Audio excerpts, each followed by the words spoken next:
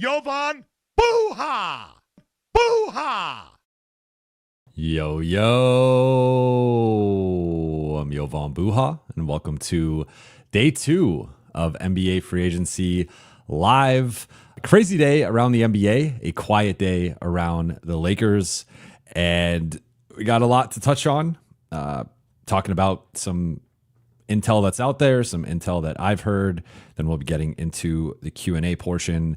So again, relatively quiet day for the Lakers. They haven't signed or traded anyone as of this recording. It's 8:01 p.m. Pacific time.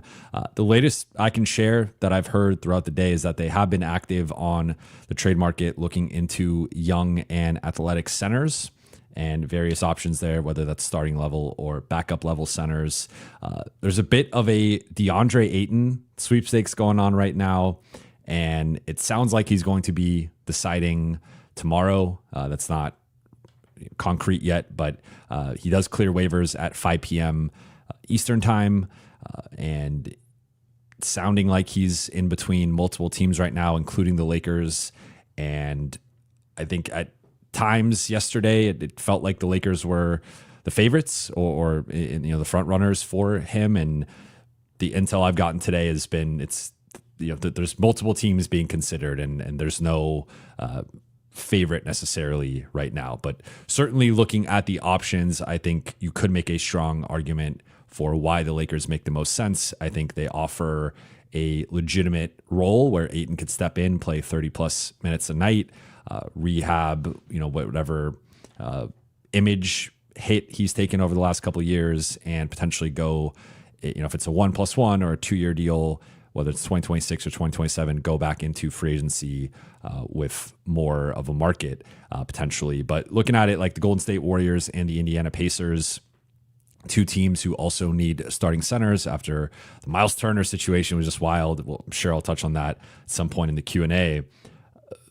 Warriors need a starting center. They lost Kevon Looney, Quinton Post, I guess right now, Trace Jackson Davis, but they have the full 14.1 non-taxpayer MLE. The Pacers also have the full 14.1 non-taxpayer MLE.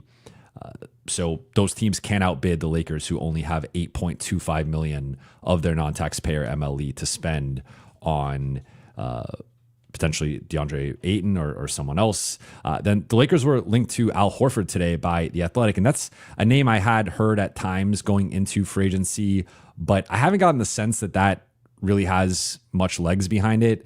Really the word since yesterday has been Horford is likely going to Golden State. So that's how I expect that to play out, which would theoretically take him or take Golden State rather out of the running for Ayton. And then it would be more of a Lakers versus Pacers versus maybe there's a mystery team in the mix. Also of note with the Pacers that I think is really important, they offered Deandre Ayton a offer sheet in restricted free agency back in 2022, which he agreed to. So there is a previous history here between Ayton and his representation and the Pacers interest in him. And after losing Miles Turner, it could make some sense for them.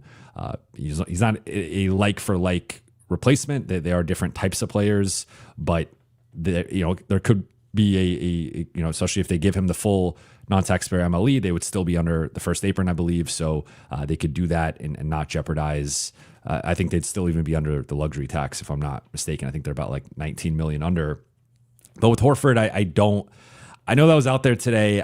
I'm a bit skeptical that maybe the Lakers trade for a center and then they sign him as a backup. I don't see a scenario in which he's the starting center, or I think that would just be a mistake with this whole situation if they have a 39-year-old Al Horford. I really like Al Horford. I think he's a winner. He's still remember the Lakers Celtics game, he was switching onto Luka and LeBron and Austin and holding his own, and I think he's a really versatile player he's an elite shooter and pick and pop threat, catch and shoot threat, but he's slipped as a rebounder, slipped as a rim protector, 39 years old. I think he's more like a 20-minute a night guy at this point and should be a backup.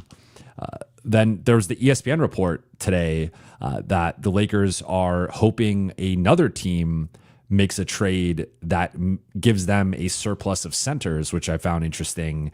And I was trying to kind of dig on that and try to figure, it's just been quiet in sense of like who this other team or teams are that are potentially going to be making a move. The three names I could come up with that could make some sense would be New York, Phoenix, and New Orleans. Maybe one of those three teams with maybe Mitchell Robinson shakes loose in New York. With Phoenix, I think Nick Richards is a surplus center at this point. And then in New Orleans, maybe Misi, who the Lakers had interest in before Dalton slipped to them at 17 last year. Maybe he is a guy that's available now that they signed Looney. They drafted Queen. They traded up a lot to get Queen. Maybe Misi is, someone that the Lakers could get, but that's just speculation, reading the tea leaves in terms of what teams have a logjam at center that could theoretically appeal to the Lakers. But it seems to be I think based on that, if it plays out the way that was reported, I think we'll see a trade where a center goes to another team, and then whatever team is getting that center, whichever other centers are there, are theoretically going to be available to the Lakers. And just to recap, because I keep getting a bunch of cap questions, so I want to just lay this all out before we get into the Q&A portion. The Lakers currently have, I'm not going to include Shake Milton and his non-guaranteed contract, which they could guarantee if they want to include it in a trade, but I do not anticipate Shake Milton being on the 14 or 15-man roster or being on the team next season. So right now they have 11 players under contract at about $179 million. So about 17-ish or so under the first apron, which they will be hard capped at because they used the non-taxpayer MLE on Jake LaRavia.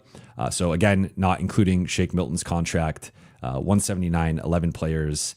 And they currently have $8.25 million remaining of their non-taxpayer MLE. So they could still split that among a couple players, but realistically with some of the prices that these guys are going at, looking at Ayton, looking at Horford, like, Lopez got 9. I think Capella got 7 annual value. So like, I think Horford's better than Capella or close. You could argue in a winning situation better and similar to Lopez. So somewhere between 7 and 9. I don't really see him signing for the $5 million biannual exception, which is the other exception the Lakers have. They also have the 5.1 biannual exception. So realistically, they have a couple of players that they could sign, one for the 8.25, one for the 5.1. It's been crickets today on the Anthony Melton, and I assume that the Ayton situation, the Horford situation, once those two are resolved, then you'll start, and whatever trade is coming potentially with the Lakers or potentially with this other situation, like then you'll start to see the Lakers make some actual moves in terms of signing guys and them using those two exceptions. Then final thing before the Q&A is just I have a Jake LaRavia film breakdown coming out tomorrow, so be on the lookout for that. I watched every offensive and defensive possession of his in Sacramento. I also went through several games worth in Memphis and took a bunch of notes, broke down his game, strengths, weaknesses. So I have like a scouting report with a bunch of bullet points for strengths and weaknesses. Then I also dive into the film and show you his game. And just got to say, like, I think there's a lot of upside with Jake LaRavia. Turned himself into a 43% three-point shooter last year. In terms of catch and shoot, was above Dalton and Rui last season. So that just showed like he could step on the floor, and if he continues his shooting from last season, he's the Lakers' best shooter next season. And really smart player, off-ball cutter, constantly moving, constantly relocating, and I think just high IQ. Can do a little bit of everything, can pass, can dribble, can shoot, can attack closeouts, can get to the rim. A couple holes in his game, which I will cover in there, but also defensively, people aren't talking about the defense, but like there's a lot of clips I have in there of him versus Kawhi, him versus Jokic, him versus Tatum, where he holds his own, if not wins those matchups. And of course it's individual possessions, but like he does a pretty good job. I think he's going to hold up fine against most wings and some bigs. So that's a quick breakdown of that, but I will touch on it in more in depth in tomorrow's episode of that. But let's get into the Q&A. Appreciate you all. Appreciate the late night gang for tuning in. We're not quite at late night gang hours, but it's evening. David Furman, thank you for the super chat. Jovan, any word what the asking price is for Misi? No, I would assume that I don't think they're doing Dalton for Messi straight up. So I think it's probably something along the lines of Dalton plus, I don't know if it's a swap. I don't know if it's a couple swaps because the Lakers swaps aren't that valuable. So you could, like, I don't know if it's Dalton in a first. That seems like a little much, for me. But, Yves Messi, I really like him. And I think he checks a lot of the boxes of what the Lakers need. And looking at it, like, he might be expendable unless they're trading Zion and going in a different direction there. Like, they just got Looney, they just got Queen. I don't know that they necessarily need him, although, of course, as we see sometimes with roster building, it's not about building the perfect roster for that season or what necessarily makes sense. I think some of what New Orleans has done recently has not really made sense, but we'll see. So I would tentatively say Dalton plus some type of draft asset would be my read on that.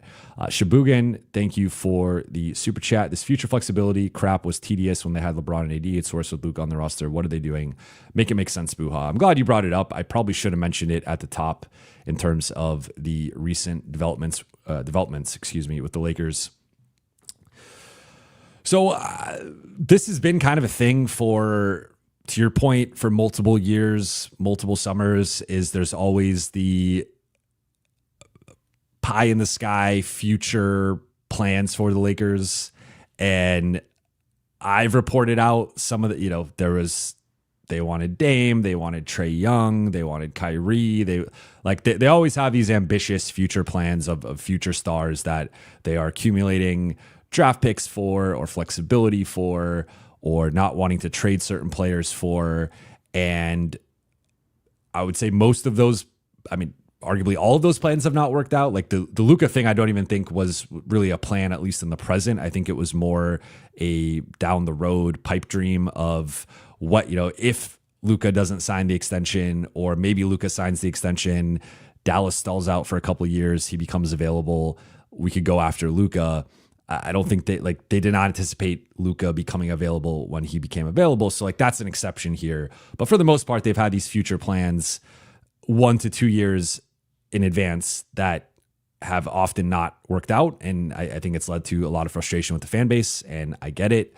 I think, I went through this exercise yesterday when I got asked about 2026 free agency, and looking at the list, it's actually more grim than you would expect. And I think there was a point 12 to 18 months ago where there was more optimism with the 2026 free agent class. And I think it's probably a better 2027 class if you look at it, and could make more sense. At the same time, the league has shifted. The landscape has changed in terms of player movement, and players rarely leave in free agency now. So I get it. If the Lakers, I think what's more plausible to me is if the Lakers want to maintain cap flexibility to make a trade at some point next season or next summer or even the following season, at some point within those transaction cycles, right? Like you got this current transaction cycle, then you got from, let's just say, the start of the season through the trade deadline, then you got the next off season, then you got the following season from, again, kind of the start of the season, training camp,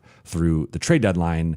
So over those next 3 transaction cycles, if they want to go for it then and trade a couple more picks or Austin or whatever, I think that makes more sense.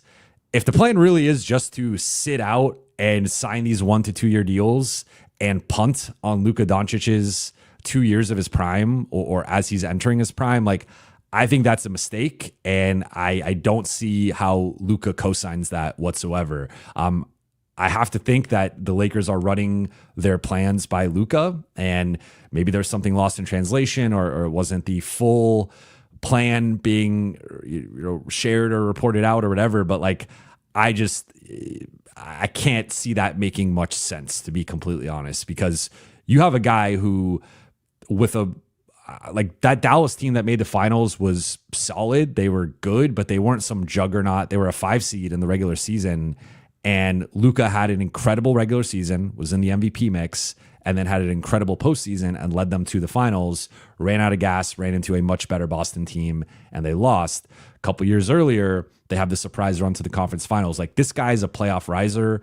even in the Minnesota series, I think he's better, or was better than a lot of people gave him credit for, and was dealing with the illness in Game 3, and I think there were some lingering effects in Game 4, but like still basically averaged 39-7 or whatever his final series averages were. So this dude's a playoff riser, and I think the Lakers should be doing everything they can to give him a chance to win a championship, go on a deep playoff run. So if they're making short-sighted decisions in terms of not potentially taking on longer-term contracts because of that, then I really, the only thing that could justify that would be, or the two things would be Luka signing off on it and them having some backroom handshake deal with some star down the road that's going to be coming, which of course is illegal, but these things get talked about years and months in advance. So, I mean, that would be it, right? Like, cause otherwise it doesn't really make sense to me. Like I get like, even with DFS, I think now that I've had some time, talk to more people and stuff, like I can see, like, I think I would have been fine giving him 3 years if they didn't want to, they only wanted to give him 2. It is what it is. But I just think there are some opportunities that maybe slip through the cracks, that because of the contract situation, they're just, wanting to preserve that over improving this roster. And that also, I think now it makes LeBron's comments make more sense. Cause at the time it was like, well, why are the Lakers, like, why is LeBron saying this if the Lakers are going to try to trade for the center, if they're going to go try to keep DFS and add someone else in free agency, or if DFS leaves, add a couple pieces. But with the way things are trending right now, it's not been a great start to free agency, and it's just like I kind of see what LeBron was talking about, where if like he doesn't have more than 2 years, he might only have 2 years left, so he doesn't care about the 2027 plan. He cares about the 2025 plan, and they're just in a weird spot with the LeBron situation. But I would also argue with the Luka situation, because even if you're the Lakers and you claim to not care about LeBron, you're not giving him power, you're not factoring him into your team building, that's that's fine. That's between you and LeBron and Clutch, and you guys figure that out. But you have a 26-year-old superstar who's at worst the top 5, if not top 3 player in the league, that has a proven track record in the postseason to, again, going into this postseason, was a top 3 scorer of all time in the playoffs, as up to that point in his playoff career. So like, this is a real playoff riser who can put a team on his back and take them far. And he needs to, of course, get in better shape and the conditioning and all that. And it looks like he's holding up his end of the bargain based on the reporting that's been out there, based on the photos we've seen, the videos we've seen. So Luka's holding up his end of the bargain. And I think it's on the Lakers now to figure out, like, again, if he's okay with that, then that's the plan. And that's how they're going to proceed moving forward. But I just have a hard time thinking Luka's okay with that when he has been so close to winning a championship. He has tasted the finals. He's tasted the conference finals. I don't see how, when you're hitting your prime, you could be okay with them taking a step back, or even not going for it and really trying to maximize that championship window. Because again, like I think it's hard to, like, famously or infamously, the 2 timeline approach in Golden State, right? Where they're trying to win now and also build for the future. San Antonio kind of did that. They were, I think, able to pull it off better than Golden State did, but it's hard to do. I think there's a way to straddle that line of like going for it, but also preserving that flexibility. It's difficult though. And that's the challenge ahead, apparently, for Rob Pelinka. Like, I think he has to find a way to build the best roster possible while not having any of those contracts go past 2 years, which is easier said than done. But that is my rant on that. I hope it made some sense. I know it was a little bit all over the place. Dixon, thank you for the super chat. What would a KCP or Wiggins trade look like? KCP, I don't even know if I'm the Lakers, if I'd want to go down that road. I think, so he's making like, I want to say 22 million, 23. Looking it up right now. KCP's making 21.6 and then 21.6 next year, player option. He'll pick that up. Then Wiggins is in the high 20s. So I think Wiggins is probably Rui plus Gabe or Maxey, and then some type of additional asset, whether that's Dalton or a first or a swap or something. But I think that's like the framework. With KCP, you could get there with Gabe and Maxey. I would not give up Dalton for KCP, and I would not give up a first for KCP. I don't even know if I'd give up a swap for KCP. I do think KCP was scapegoated a little bit in Orlando and took a little bit too much of the blame there, but he did not have a good year.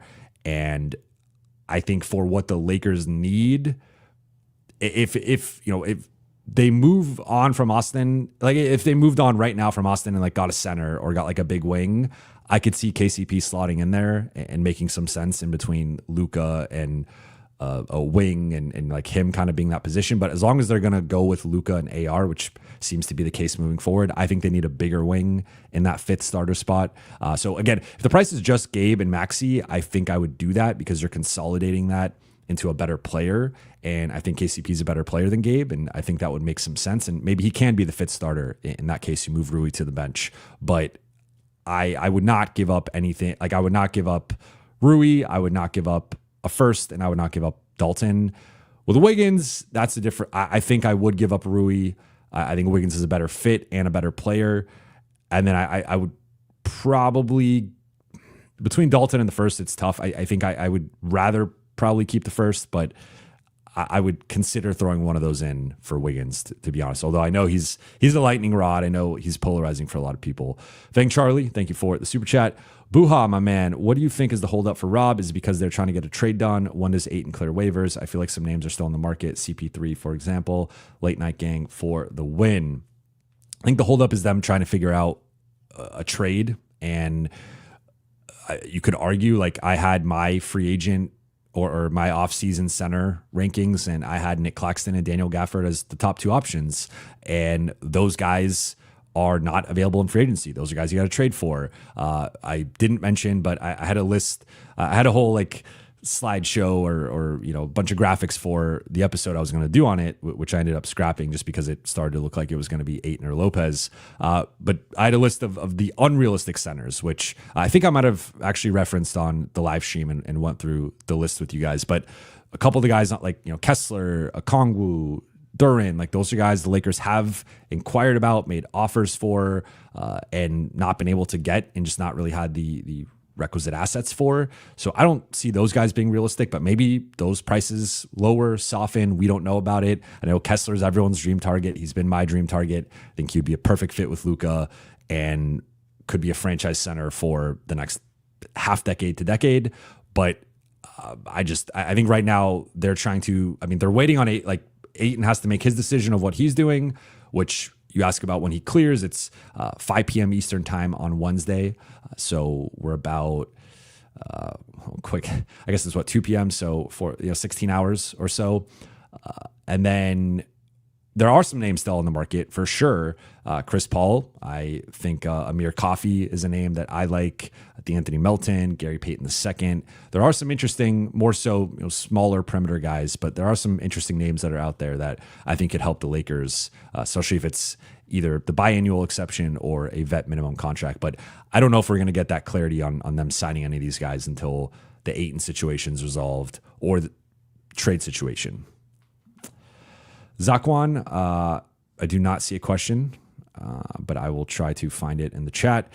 Kronos, thank you for the super chat. If Melton, Ayton sign, here are my trades. I love Rui, but him, Maxey 31 equals Wiggins. Gabe in a swap or 2 equals Matisse. Dalton and Shake equals Goga. Exum on a minimum. Like that you mentioned Exum. I really like Exum too.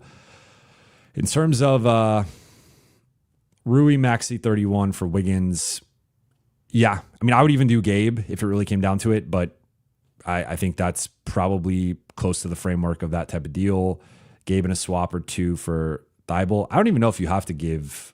They are both expirings. That's the one thing. I've referenced this before because I did a trade target list with wings and perimeter guys. Thibault was on it. But the issue with him is that he's an expiring, so just offering Gabe for Thibault, there's no real reason for Portland to do it unless you throw something in. So I guess you could throw in a swap.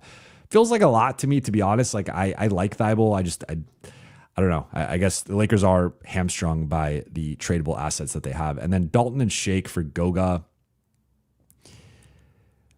I like Goga. I would I mean, I guess in this case, Ayton's the starting center. I would say with Goga, I still think he is a backup. I know some people view him as a starter. I feel like this has been a thing, I feel like, since I started covering the league, but it's almost like the backup quarterback thing where there's often like the backup center who's very productive and efficient in a 15 to 20 minute role. And even sometimes when they start, they look good. But I think there's a difference between that and actually starting full time and playing 25, 30, 35 minutes on a nightly basis. And I don't know, like, to me, Goga's kind of borderline there. Now, granted, again, you're saying Ayton signed, so he would be the backup. But I really like Goga as a backup. It is a high price. Like, Dalton could be a better player / asset next season, 2 years from now. So you are risking it, but you do need, I think, more center depth than just Ayton. Jay Davion, thank you for the super chat. How do you feel about a Bol signing? I'm not the biggest Bol guy. I'll be honest. I think I've said that before. So I think that might say how I feel. If he's like the 14th or 15th guy on a minimum contract, I guess you could talk me into it, sell me on it. I would not spend any real money on him. I just think the point I've made before with this is like, because he's gotten like Wemby comparisons, which to me is blasphemous and just like disrespectful to who Wemby is and just how great he is and how great he's going to be. I think if Bol was like some hidden gem that was this 7 foot, whatever, he's 7'2", 7'3", 7'2", unicorn that like every team would want that and would be looking to have that on their roster. Every team wants a Wemby, a Porzingis, like that type of over 7 foot player who can attack off the dribble and hit threes and punish mismatches. And like that guy's very valuable. And the fact that he hasn't been able to stick anywhere, and he has like, I mean, he has a name, he has a pedigree. We know who he is. He's not some random person who just popped up on a team that can't get like looks. Like I feel like he's gotten looks and it just hasn't worked out for whatever reason. So I'm just not, I feel like if it was going to happen, it would have happened. He could easily prove me wrong. And I've been wrong on different things before in terms of my basketball opinion or analysis, but I just feel like it would have happened already if it was going to. And it's just been interesting to me that he can't really stick anywhere for too long. And he doesn't really ever enter a rotation permanently or get the level of rotation that I feel like sometimes the online hype is. So again, I guess for a 14th, 15th guy, there are worse. I'd rather have him than Alex Len if that was the bar that we're talking about here. But I'll say I'd rather have Christian Koloko than Bol. So make of that what you will. But I know I know he's got like a hive. He's got like a Bol's block. He's got his people. So if you're one of them, more power to you. But not my cup of tea. Anthony, thank you for the super chat. When Mark Roberts takes over, Mark Walter, do you see Masai or Bob Myers being on the table or someone else? Could Misi be the future of the center plus Ayton backup? I think for now it would be Ayton starting and Misi as the backup. But to your point, I think Misi would be viewed as more of the center of the future, and maybe he outplays him and can earn that starting spot. I think everything is going to be on the table in terms of future changes with the organization. Masai, Bob Myers, Sam Presti, do they one day throw the mother load, the Godfather offer to Sam Presti to try to pry him from OKC? And he takes on, the challenge of like build. There's some clear built-in advantages with the Lakers. It's the Lakers, they have Luka, etc. But just that challenge of building a sustained juggernaut in LA. I think like Rob just signed an extension. He just traded for Luka a few months ago.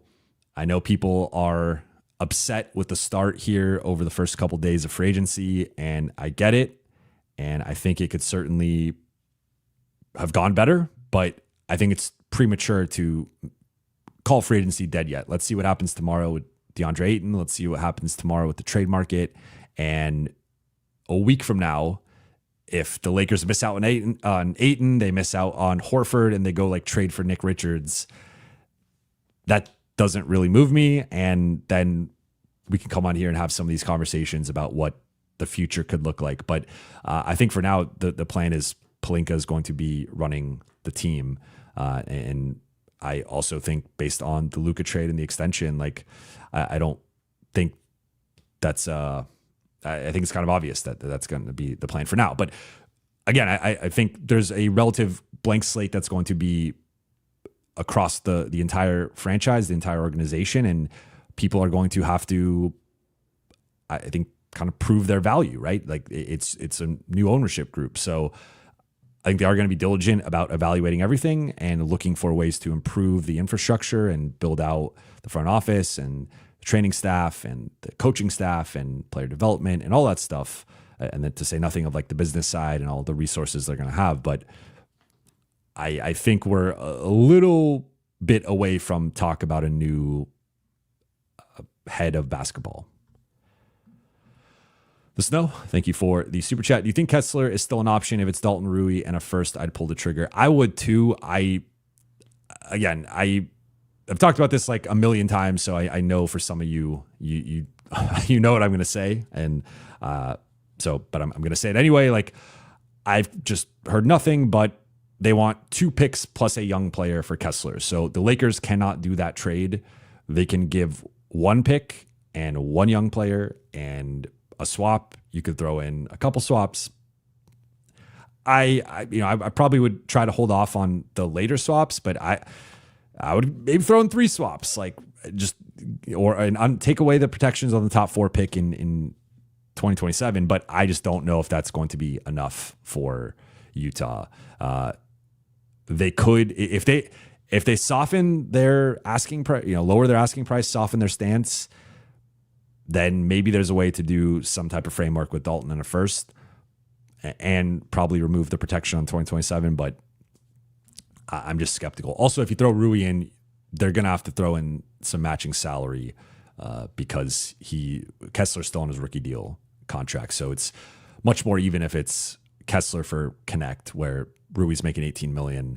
Now all of a sudden they got to throw in some matching salary. So we'll see. I know my my gut, because I think the Sexton trade happened right before I went live a couple days ago, and my initial reaction was like, are they just trying to clear out the backcourt? Like, are they trying to tank? Like, what's going on? And apparently that's what they're trying to do. They are just trying to get Ace Bailey the ball more and Keontae George the ball more. And they got Walter Clayton Jr. And so they're trying to see what they have in the backcourt. They got rid of Clarkson as well. So, I mean, Nurkic, I guess, was the best they could do. It's a really weird trade because they traded. I think they're more so doing Sexton a favor of just getting him to a situation where he can play more and position himself for his next contract. But it's like you gave up a second, and it doesn't really matter to them. They have 1 million young players, 1 million assets, 1 million picks, but you gave up a second to get off Sexton for a worse player. Like I feel like you didn't need to get a Nurkic, but maybe they got a Nurkic to, maybe they'll buy him out at some point, or he's just gonna be buried on the bench. Like I'm not quite sure. Is an expiring contract, so it's not like the worst deal. But I've never thought Kessler was on the table going back to the trade deadline. Once I found out the price for it and that the Lakers just didn't have it, he was my top target. But the intel I got back was like, it's just Utah doesn't want to trade him, and they have to be blown away. And the blowing away price starts at 2 picks and a young player. Young Claire, thank you for the super chat. Who is the likely center? Is Ayton a strong option? If I was doing a Vegas line, I would still have Ayton as the favorite. I don't think I would have Horford as the second. I mean, maybe I think Nick Richards is gettable. If they you could do Shake and a second for Nick Richards, and then Shake makes a little bit less, so they save a little bit of money. They're a second apron team, so that does matter to them. And then they get a second, and Shake has the non-guaranteed. So for the following year, you'd have to guarantee it to trade it for this year. But he's functionally an expiring contract. I mean, he could be a free agent now if the Lakers just waive him. But if you trade him, he's an expiring contract for the following summer. So you save a little bit of money, doesn't affect your cap sheet in terms of long-term salary. I think that's a trade that can make sense for any backup-ish big man that's on a single-digit million deal is Shake plus a second. Lakers have 1 second to trade. So I guess maybe Nick Richards, but I do think there's going to be some movement here that shakes up the center market and who's available and who's not. I think Nick Claxton remains in the mix, but it is a high asking price. I assume it's going to be, if I'm Brooklyn, I'm asking for Dalton in the first, and I don't know if the Lakers want to give that much up, but I think at some point, especially if they miss out on Ayton, they have to really look at the center market in terms of trades, because if you're rolling in with Al Horford, or I don't even know who they would sign at that point if they miss out on Ayton and Horford, like the center market's pretty, even like Jericho Sims has got, like, are you running back with Jackson and Alex Len and Christian Koloko? You're bringing the band back together. Like, I don't know what they do in that case in terms of free agency. I think you probably pivot then and you sign Melton, and then you, I guess, sign Gary Payton II or Exum or Amir Coffey, and I would go like perimeter players and then trade for a center. That would be how I'd approach it. But it's not looking great. I'm not gonna I think Ayton would be a great value at $8.25 million and be a nice placeholder center who you're kind of betting on his pedigree and him potentially like being in this situation where he has to prove himself and kind of a make good situation for himself. So maybe you get the best version of DeAndre Ayton, contract DeAndre Ayton. But other than that, and of course, there's a lot of centers I like on the trade market, but in terms of like what's available right now, the options are obviously pretty slim. Sarah, thank you for the super chat. Who made better improvements, Houston or Denver? Good question. I would say Houston, because they added the best player that either team made. I had Denver ahead of Houston going, pre-KD trade, despite the difference in the standings. But after the KD trade, I think they're pretty close. I do really like what Denver did. I think Cam Johnson's better than Michael Porter Jr. They also saved $17 million per season over the next couple of years. Did cost them a first-round pick, but it looks like they're not bringing back Russ, which is its own divisive topic. And then Bruce Brown Jr. on a minimum contract. I think that would have made a lot of sense for the Lakers, especially at that price, but I guess he wanted to go back, play with Jokic. Then the Tim Hardaway Jr. signing, the Jonas Valanciunas trade. I really like what Denver's doing. My two things within that are like, I have some reservations with, like, you guys know, going back to last summer when there was the whole LeBron wants to take a pay cut for Jonas Valanciunas, and then the Lakers want to trade or whatever for Jonas. Like, I was against it the whole time and just saying this doesn't really make sense. This guy's not that good, and I think he's a fine innings eater in the regular season. I don't think he's a championship level backup center. Like, I think he probably would be played off the floor in the conference finals. I don't think he's that caliber of rotation player. And honestly, Tim Hardaway Jr., I think it kind of depends on how he's shooting, but his defense can be shaky. And he's also another guy that, like, when I think about the top 8 on a championship team, I don't know that, especially the more recent version of him, I think he has slipped a little bit based on like where he was in his like Dallas heyday. I just think those two guys, like, on paper, they're better than what Denver had. So that's where I give them kudos for going for it. I acknowledge that they got better. But those two in particular, like, there was some buzz about, are they going to go for Al Horford? And maybe the Tim Hardaway Jr. money, it goes to Al Horford, and then they wouldn't have done the Valanciunas trade. They would have had to get a different guard on minimum or something. But I would have preferred Al Horford than Jonas Valanciunas I think he's a better player. I think he's a better playoff player. We just saw him be a big part of a team that won the championship last year. But I think we've trended in a direction in the NBA where you need as few defensive liabilities in your rotation as possible. And I think Denver still has a few that is a little concerning for me. But Houston, of course, like Fred VanVleet renegotiation, Adams, Jabari Smith extensions. They stole DFS from the Lakers. I think they've had the best offseason of anybody. I would say Denver, it's close between Denver and Atlanta. I might lean Denver because I think they're closer to winning a championship, and I respect that they're going for it. But Denver and Atlanta is close for me. Sarah, again, thank you for the super chat. Luka did all that in 24 and 25 playoffs while pretty injured. It would be frustrating to not try to go all the way in if he's finally healthy. I agree. Like I'm not on the just sit out the next couple of seasons. Like I almost don't believe it. Again, I don't know. We'll see. We'll see depending on who they trade for and what that looks like. Young Claire, thank you for the super chat. Do the Lakers have actual interest in DA? And was the Athletic report earlier referring to DA and Al being two signings together or picking between them? My read on that was more picking between them because Al has a market above the $5 million.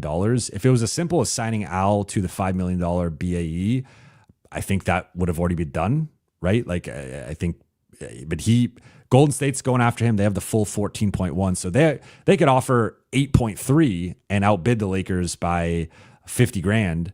And that's more money in the same state with the same state taxes, in similar situation in terms of, maybe even in Golden State, he would start and they kind of have the infrastructure to support that because they do play a little bit more of, that motion offense around Steph and Draymond. And you could see Horford be like a 20-minute a night starter. Whereas I think in LA, they're looking for a more permanent solution at center where Horford doesn't really check that box. So my read on that, of course, like if they could get both, and then I guess they wouldn't be getting Melton in that case because you're spending both of your exceptions. I think they would love to get both and just have Ayton as a starter, Horford as the backup, and then they could spend their assets in trades on wings. But my read on the situation was more of one or the other. My understanding is Ayton is the preferred target between the two, and they value Ayton. He's much younger, and he's a more productive player. So my understanding is that they would prefer Ayton over Al, but I think it was more not picking between them, but more so like a plan A is Ayton, plan B is Horford. So I guess you could say that's picking between them by prioritizing Ayton. But my understanding was I don't think Al Horford's signing for $5 million. I don't think that was ever really in play. And also, again, as I said at the top, I don't think the Horford to Lakers things really has legs unless, again, Ayton goes elsewhere, they trade for a center, and then they sign Horford and move him to the backup role. If it's for a starting center role, I think that's a misevaluation. Norma Maldonado, aka my mom, love that you're covering free agency. Live chat, there's over 1,600 watching. Now we're at almost 2,200. Please hit the like button. It's free. It helps bring in more viewers. Thanks. Yes, let's get those likes up. Appreciate you, Mom. Hope all is well. I owe you a phone call. I Stomp Casuals for Fun. That is a hell of a name. It's been trade reports about Yves Missi. Is it true? I can't confirm that. I think I saw that's from Clutch Points, if I'm not mistaken. It's been quiet, at least on my side, in terms of names outside of Ayton and Horford. There's just been some speculation, but I've heard that the Lakers are trying to find either a wing or a big or potentially both in trades with the current assets that they have. So I can't confirm that. Aladdin, thank you for the super chat. Herb Jones and two bigs plus Melton can save the offseason. What's a realistic package for him, and what other moves can we make after that acquisition? I think Herb costs you Austin, to be honest. And my if there's any way to get Herb Jones and not give up Austin, I would do that in a heartbeat. My two issues with Herb are health. Played 20 games this past season. 2 years ago, played 66. So he's played 4 years, has had one really bad health year, one okay health year, and then 2 good health years, 2 years, 76 and 78 games respectively. So there's a little bit of a checkered injury history there, health history there. And then the 3-point shooting, it's 33.7, 33.5, 41.8, 30.6. 33.7 and 33.5 are not good, but they are passable for a player as athletic and as great defensively as he is and as young and dynamic as he is. You can kind of get away with that range. 41.8 is great, and that was on the highest volume he's attempted so far in his career, but that's 1 out of 4 years. Then came back down to earth last year, 30.6%. So that is too low for that changes how I view Herb, if that's who he's going to be as a shooter. I don't think he's going to be that player as a shooter, but I would almost like to combine Trey Murphy and Herb Jones into one player. I think that guy's like an all-star, all-NBA type guy, because I think Trey Murphy has all the skill and talent in shooting and shot creation on offense. And I think he needs to improve a bit defensively and be a little bit more stable and consistent. And then Herb Jones has got the shaky jumper and some of the injury stuff, though Trey's dealt with some as well. But he's this all defense, all world defender that if you could somehow mash those two guys together, that's the guy who's a perfect fit next to Luka. And again, I think is like an all-star, all-NBA type guy. So that would be my reservation with Herb. It's honestly similar to my reservation with Jalen Suggs. Is like, and Suggs, the injury history is even worse, and the shooting's a bit more up and down. But it's like, I think you got to be, if you're going all in and you're potentially trading Austin, you're trading draft capital. It's like your one big swing. I just think if a guy has some red flags, which I think shooting is a big red flag. Like I know we've seen like with OKC, some of their perimeter guys weren't great shooters or even good shooters, but they also had an army of them. Whereas the Lakers would be heavily relying on Herb Jones as their primary wing defender, especially now that they lost DFS. And I think Jake LaRavia could step in and help. And you still got Vando, you got Thoreau, which we'll see how ready he is for rotation minutes. But I'm again, if you could get Herb Jones without giving up Austin, I'd do that in a second. I would give up Dalton. I would give up the first. I'd give up Rui, like all that. I would do that in a heartbeat. I think if it costs Austin, I would rather shoot a little higher, and I'd rather have a player that I have less potential concerns or red flags with personally. But if they did do that, and you get Herb Jones, you get 2 bigs, you get Melton, you are getting better defensively. You're more athletic. You're a better 2-way team.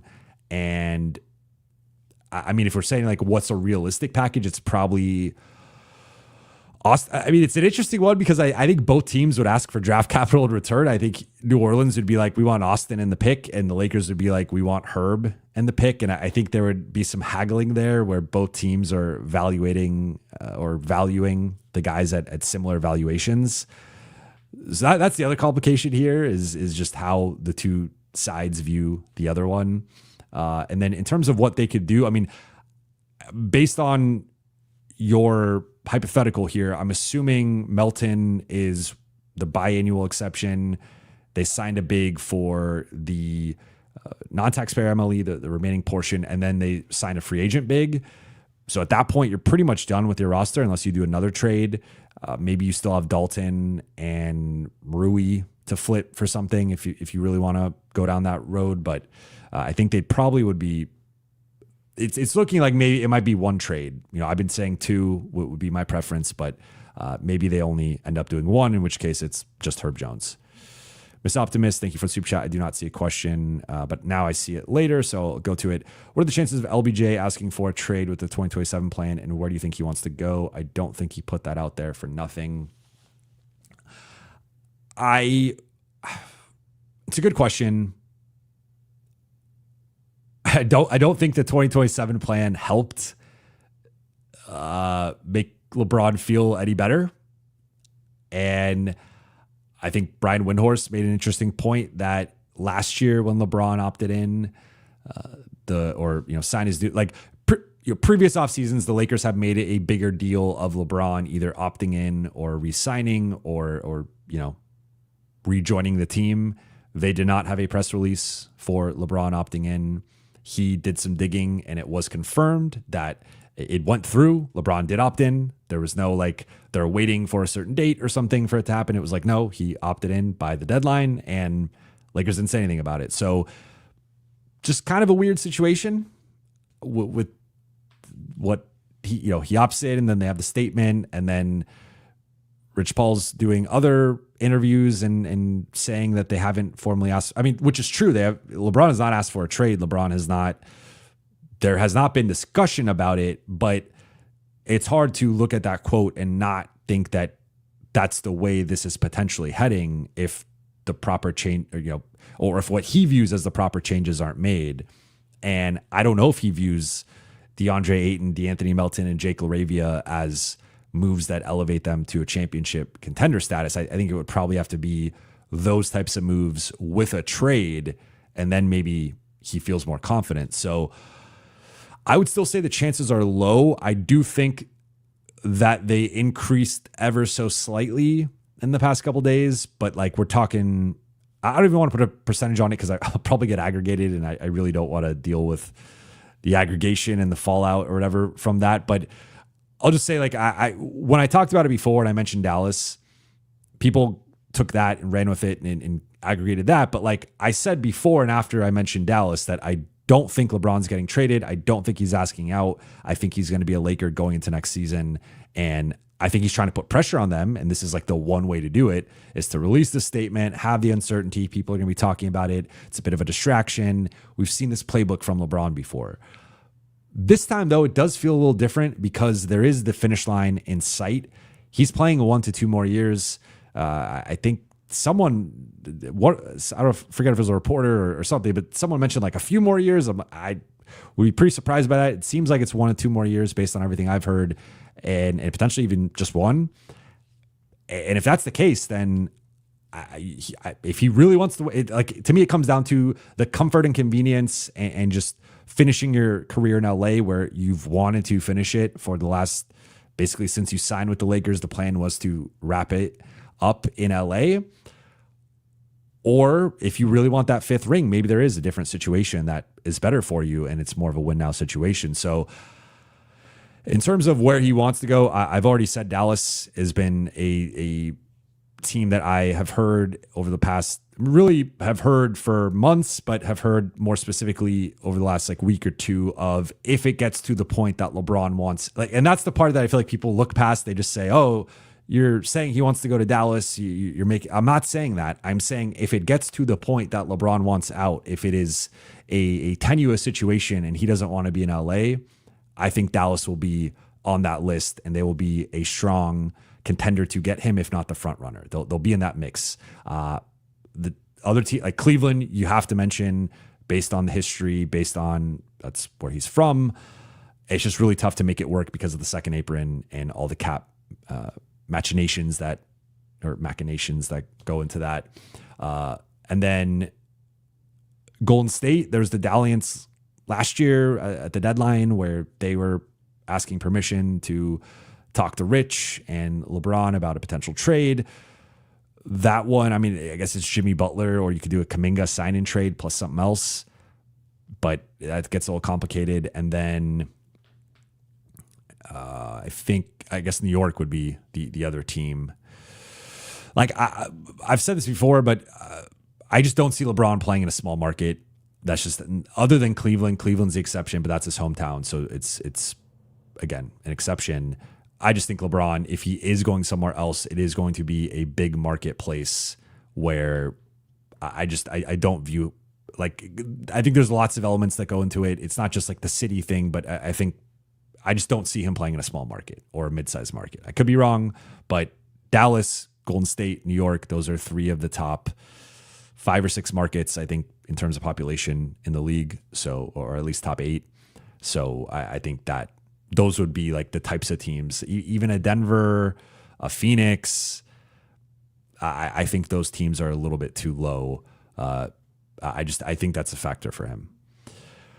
Mateus, thank you for the super chat. Love from Brazil. Still optimistic about free agency.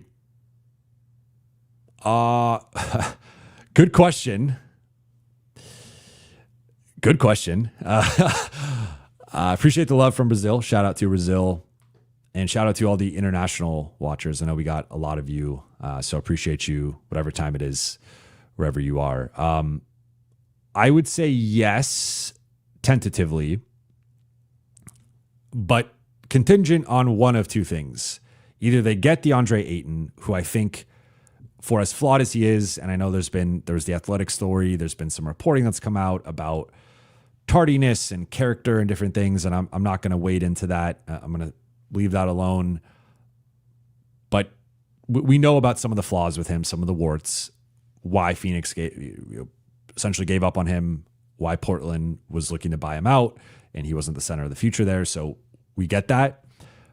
But I think they either need to land DeAndre Ayton or they need to make a trade for a legit starting center, a young, athletic, mid-20s or younger. I don't really care if it's a rookie scale contract or they're on their second contract, but like that, a Claxton, a Gafford, a Kessler, an Okongwu, a Duren, that type of guy. If it's Nick Richards, if it's Mitchell Robinson, I think that just gives even more credence to LeBron's lack of trust in the organization. And really, that does, to me, kind of show that 2027 plan is really what they're doing, because I just you're not winning a title with Mitchell Robinson or Nick Richards as your starting center. You might not even win a title with the other guys as your starting center, but you have building blocks of those guys can still.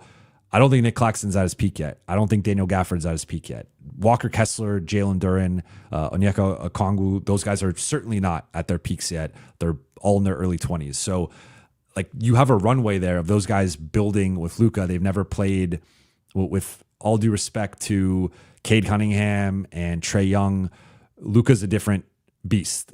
So I think playing with that type of player and getting to seeing what he was able to do with not even just Derek Lively and Daniel Gafford, I don't want to disparage how good those guys are, but going back to Dwight Powell and Willie Cauley-Stein and some of the vet minimum types that Luka has made look really good.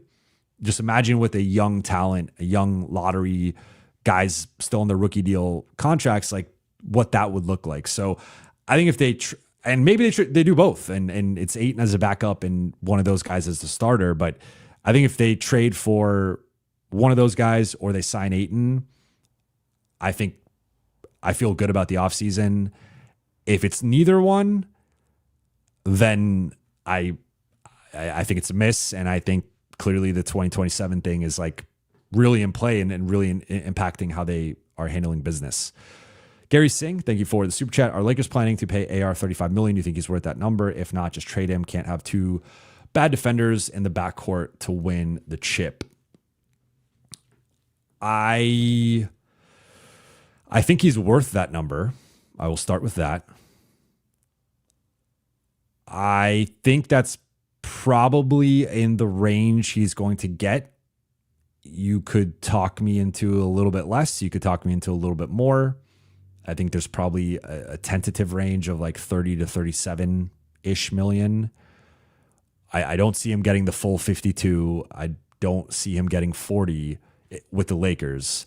Now, if Austin continues to ascend and next season he is an all-star and averages 24, 6 and 6 and has his near 50, 40, 90 percentages and doesn't struggle in the playoffs the way he did against Minnesota or had the rough shooting performance he had against Denver, then I think that number could edge up closer to high 30s, closer to 40. If he kind of stalls out at similar production level, then I think we're maybe looking at closer to 30. And then maybe if there's a mini jump or some progress in the playoffs, then again, we're kind of in the mid 30s there. So I view it as a bit of a range. I think it's too early to give a real call without seeing how he continues to progress next season and how he potentially fares in the playoffs. I will say he's going to get 30 plus million from the Lakers or from someone else. I've been saying that for months. I based on the contracts that certain guys in either his caliber or even a little bit below him have been getting, I feel very, very, very, very infinitely very confident he's going to get 30 plus million from the Lakers or someone. So Lakers made the extension offer. He was never going to sign it. I've also been saying that, but I think he's going to get 30 plus. I don't know if he gets to 35. I think it's partly dependent on what steps he continues to make as a player. But I think you could argue right now he's close to that, especially if you look at a lot of the names in that price range. But trading him, I think that's more of a next season conversation in terms of 2026, 27. And that would also, lead into the Lakers 2027 cap plan. So I think unless it's a no-brainer deal, I think you hold on to Austin, you ride out the season, you re-sign him, and then you have the 3 transaction cycles to really see how you feel about him. And then potentially that 2026, 27 season, you trade him. But I think you also got to remember, like, he's only making $14 million. It's hard to get the requisite or fair value for Austin based on that contract. Like, maybe Herb Jones is that guy, but again, I think there's some potential drawbacks with him. Fizzback Chisel, thank you for the super chat. If the season goes poorly, I think the Lakers should trade Reeves for Horford picks before he hits unrestricted free agency. They'll then be positioned to trade for a better fitting co-star next summer with their space. So this is a nice follow-up off of Gary's question. If the Lakers are hitting the February, I don't know if we know the date yet, but we'll say February 6th, February 7th, whatever, trade deadline, and they're a play-in team, they trade LeBron and they're not good, or LeBron gets injured, or whatever, the pieces aren't gelling and it's looking like a lost cause, then I think that's something you should consider, is maybe you do just say, screw it, let's trade Austin, let's get as much as we can get back, and let's go into 2026 with more cap flexibility, picks, and maybe you get a young player back, and that could make some sense. But I don't think we're at that point yet. Unless you're just not caring about this upcoming season, and that's a different conversation, which maybe they're not. I don't know. Tom, Indy blowing it up. Mathurin for DK, Maxey first, and Diarra. So I'll say I'll take the big fat L on the Miles Turner situation. I'll take a half W on it because I said there was no way the Lakers were going to be able to afford Miles Turner, or that he was going to take a pay cut and be in a realistic range where they could afford him, which that part was true, but I did not see him leaving Indiana. I don't really understand what they're doing. Like, so my understanding, I'm going to contradict myself here, my understanding is that they are now trying to keep everybody, and they feel like Miles Turner was a little bit overrated and they could just go replace him. I don't know that I agree. I maybe agree he's a little bit overrated, but I do think he was tailor-made for that system. 10-year pacer. Like, I feel like that meant something to the fan base, and there are not many Miles Turners. I guess Porzingis from a couple years ago when he was healthy can do that. Jaren Jackson Jr., Wemby. There are not a lot of 7-footers who can shoot threes and protect the rim and have some mobility. Brook Lopez is another one, though he doesn't really have the mobility. Turner had his faults. I think he slipped defensively as he's aged. He's never a good rebounder and did not shoot or really play well in the finals. But I was pretty surprised by that. And might as well I don't know what Milwaukee's doing. I think that's a very risky move that they just pulled off. That I think they're probably a 6 or 7 seed in the East right now, maybe 5 at best. So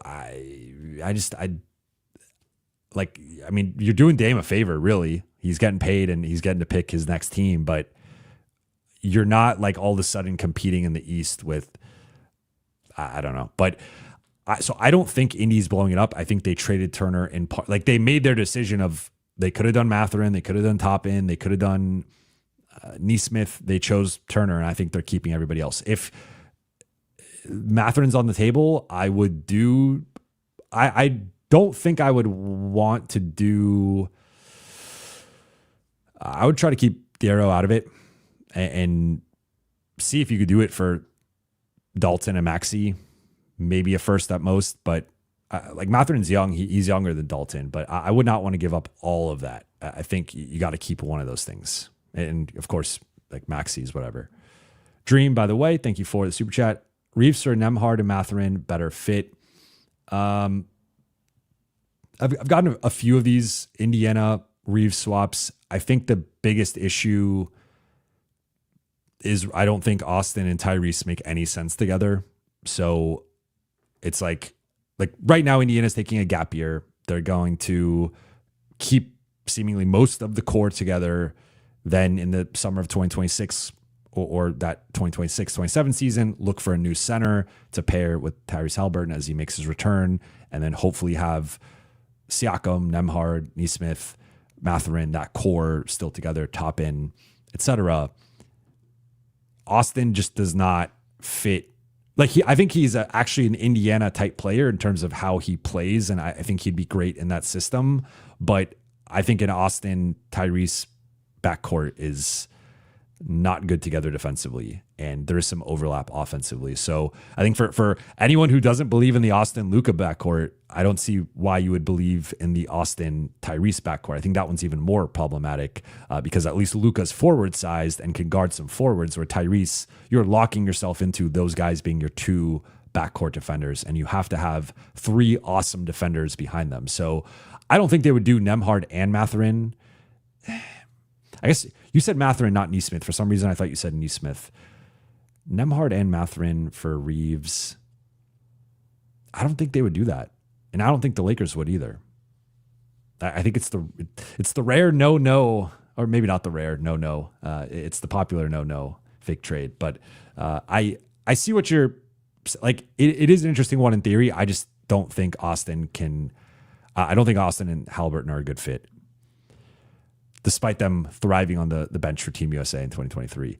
Shabugan, thank you for the super chat. It would be very Rob to message Young and Athletic and then to sign Al Horford saying he's young at heart or something. Yeah, I mean, I'm going to try and sidestep this one, but I'm interested to see the messaging post off-season fallout. Again, still time to sign Ayton or make a trade. Keon Park, thank you for the super chat. I don't know why, but I'm kind of into the Braun trade to the Mavs. LBJ for Gafford, Washington, Marshall, Martin, and picks. Mavs get Nico's 3-year title title. Sorry, Lakers get future Lucas team. It is an interesting one. I think among the four teams that I've mentioned, I mean, if you could get not Gafford, Allen and Garland, I don't think you're getting both, but if you could somehow swing that would obviously be, although Garland with Austin and Luka, that's problematic. So maybe I take that back. I think Allen would be a really good fit in terms of, but then comparing it to New York, like I like OG Anunoby more than anybody singularly on Dallas, but I really like, we have proof of concept here of Gafford and Washington being starters in the front court with Luka on a finals team. So that and both guys are still, they're in their late 20s, but I think they're going to age fine. I think they both have like 4 to 5 more years of being productive starters / rotation guys. So I like both of those guys. I would fight, if I'm the Lakers in this case, to either get Max Christie back or get Klay Thompson over Marshall and Martin. I've played around with several fake trades with the different teams, and one that I came up with was Gafford, Washington, Thompson, Christie. I don't know if they'd want to give up Klay and Christie, but I would fight for one of those two instead of Marshall or Martin. And then pick, I don't know how many picks. I think they maybe give one pick as like window dressing to make it look like it was more of a haul. You look at the KD trade, they got a pick. So I don't know if you're getting that. I don't know if you're getting 2 picks from Dallas, to be honest. And that's kind of the tricky thing for the Lakers right now, is that if LeBron does ask out and they have to, or they don't have to, but if they choose to acquiesce to his demand, then you got to find that sweet spot of getting assets back while the other team maintaining enough players and assets to build a championship team either that season or shortly thereafter. So it gets a little tricky. Jan Claire, thank you for the super chat. Should we expect a signing or trade tomorrow?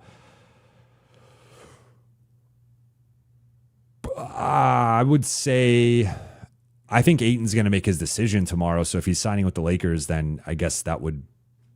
So I think we'll get some clarity on Ayton tomorrow. And then that could be with the Lakers. If it's not, I could see the Lakers quickly pivoting to try and convince Horford to come. And maybe that's what is holding up Horford right now.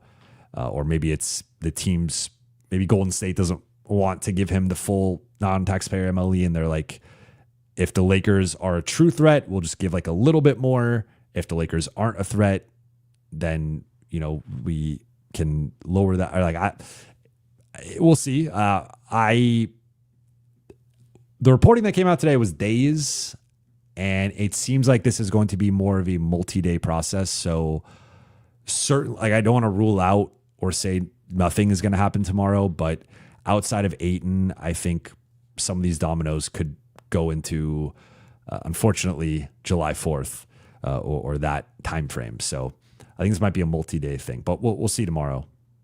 I would tentatively say I think we get an Ayton clarity, and then that's also its own domino within the Lakers situation. Baxter 007. LA should get CP3 and move Gabe for a wing. I'm fine with that. My one thing with CP3, though it depends how you build a roster, and I would have to see what the 15-man roster looks like, is just 6-foot guards. I know CP3 is one of my favorite players of all time. I think he's underrated historically, especially in like the all-time conversations. I have him much higher than I think most people do, but I just think a 6-foot, 40-year-old guard is, I don't know how much I want to rely on that player in a playoff setting. And just to even get to the playoffs is going to be its own challenge in terms of load management and just making sure he's okay. So I'm fine with either one individually, and I'm fine with both of those together, but I almost would rather have a backup point guard by committee at that point with CP3 plus someone else. Maybe that's Melton, and Melton's not really like a traditional backup point guard, but you can kind of throw him out there in that spot. Or maybe it's shifting the rotation and Austin's more the backup point guard, and the shifts with the bench, it's Austin and Melton or whatever. But I just would be a little hesitant to go like all in on a 40-year-old 6-foot guard. And I'm not saying you're not going all in because he's probably a minimum guy, but like going all in terms of like a backup point guard is still a pretty important position in the NBA. Like every team's primary rotation, like playoff rotation, has a backup point guard in it. We saw the impact with TJ McConnell, or depending on how you view them in OKC, whether it's Caruso or Wallace, like those guys are important players. And I think comparing Chris Paul to them at this stage of his career, like I would rather have any of those other guys. And TJ McConnell's kind of the exception in terms of like a small guard, but moving Gabe for a wing, yeah, I'm totally with that. And again, I'm fine with both moves. I just think I would like to have one more guard then that I trust as a ball handler. Tech, thank you for the super chat. Did you just say LA would use their BAE on Melton? That I did say that a while ago. That's my understanding. He could be a minimum guy. I think minimum would make more sense. There's not a big difference between them. It's about 1.5. But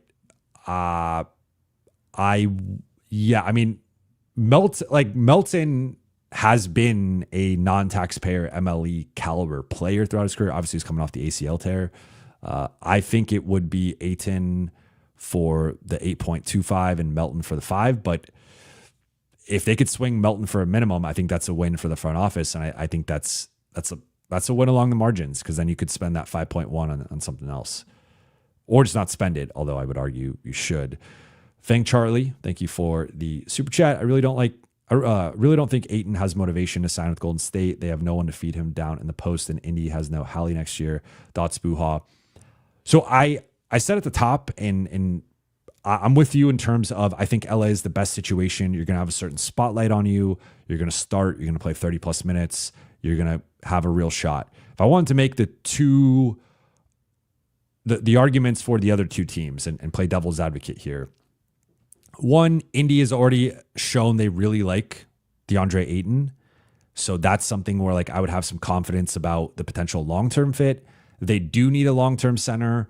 They are a franchise that I don't think is looking to spend a bunch. Like part of the reason why they let Turner walk was because they didn't want to go over, I think it was like 3 years, $60 million. They're really hesitant to go into the luxury tax. So I think, I mean, granted, like there's a downside there of you not maybe getting the money you think you're worth, but I think Indy has already shown Ayton like we were ready to commit to you over Turner in 2022, and we were ready for you to be our franchise center. And I think there could be a more permanent nature to that partnership than with the Lakers. Like I think the Lakers situation is probably more of a short-term thing with him rehabbing his value, and then the Lakers in 2026 or 2027 finding a different center who fits a little bit more. Like, I think Ayton's a really good pick and roll player, but he's not Derek Lively or Daniel Gafford or some of these centers that Luka has had the most success with in terms of just that pogo stick power jumping out of the gym.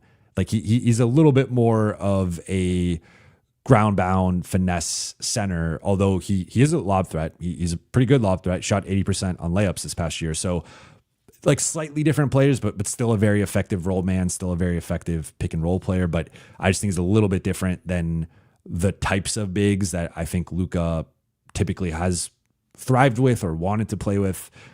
So that would be my case for Indiana. You also are going to get a bunch of shots. Like that's the difference here is he comes to LA, he's at best the fourth option. You could even argue like if they're keeping Rui, there might be sometimes he's the fifth option and Rui's the fourth option.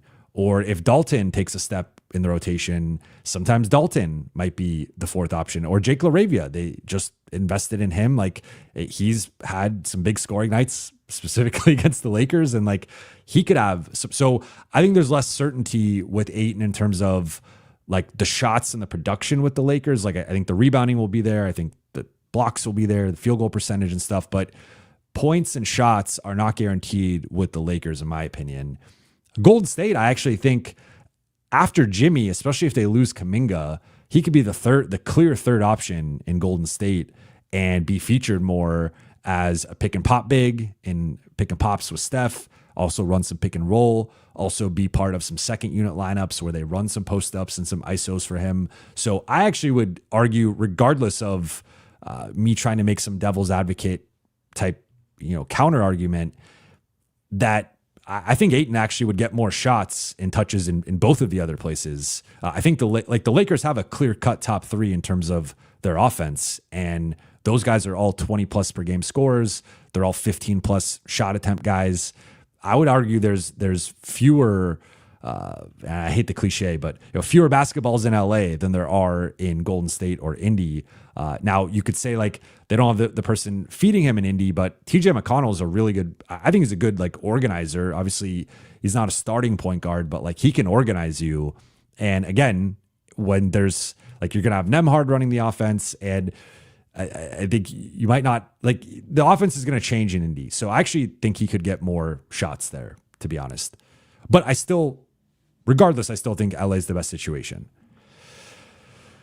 A Chris 9-5 gut feeling is Ayton a Laker, yes or no? You're putting me on the spot here. Appreciate the super chat. I'll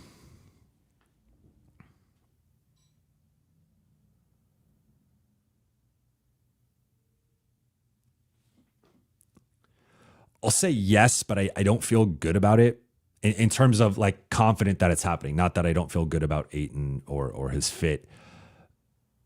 Because like there's a part of me that's just like we saw with Jordan Clarkson, he got waived. He immediately, like technically you're not, because you have 48 hours to clear waivers, and I think the league wants to prevent it from looking like there's a wink and that Deandre Ayton potentially spoke with the Lakers or the Pacers or whoever to get out of his contract. Like they want to prevent that type of stuff from happening. So sometimes it is a quick announcement. Sometimes it's a little bit of a longer announcement. But the fact that Jordan Clarkson got bought out and then quickly agreed with New York, and why am I there's another person who just got bought out that I'm blanking on currently, but they quickly then agreed with their new team.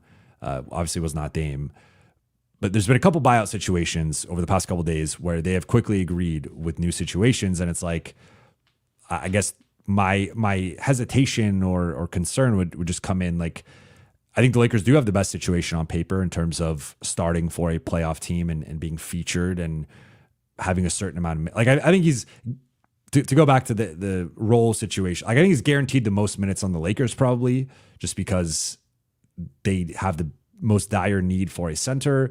I think role and shots and stuff could be higher in other places, but like, you're going to walk into 32 minutes as a starting center on the Lakers. Like, that's a pretty appealing situation.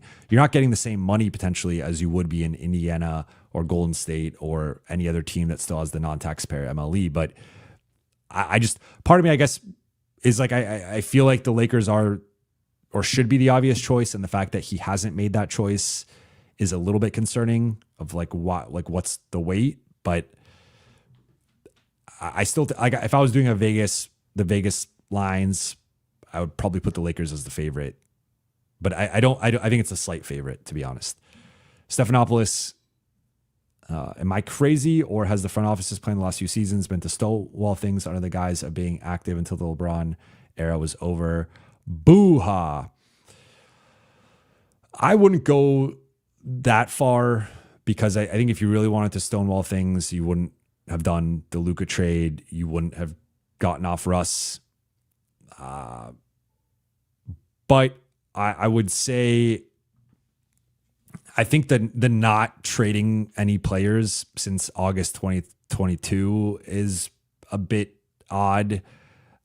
I said it yesterday. I think sometimes they chase the perfect trade at the expense of a good or great trade. And I think that there's just sometimes this lack of letting it fly a little bit. And I think it either results in them not making moves, or it results in them making moves at the deadline, and then they have a 30-game runway with that group, and then they don't achieve their goal, and then they get to have the built-in excuse of, well, we only have 30 games. Let's see what it's like next season. And that's a lot of what we heard at this exit interview. It's also what we heard last year. It was the injury excuse. The year before, it was, well, we just made the team over at the deadline, so we need another season together. It's like, there's always some kind of spinning it forward that I think at some point there needs to be a little bit more accountability or acknowledgement that some of this planning has not come to fruition. But I wouldn't go so far as to say there's like some grand conspiracy or stonewalling, waiting for LeBron, that era to end. But I guess, again, we'll see how the rest of the offseason plays out. The Custodian, Lexus King, thank you for the super chat. What's been your biggest miss as far as that guy has it, then flops, and that guy doesn't have it, and you're out to be amazing? So I think you're asking like the guys I've given up on, that when I'm out, they turn amazing.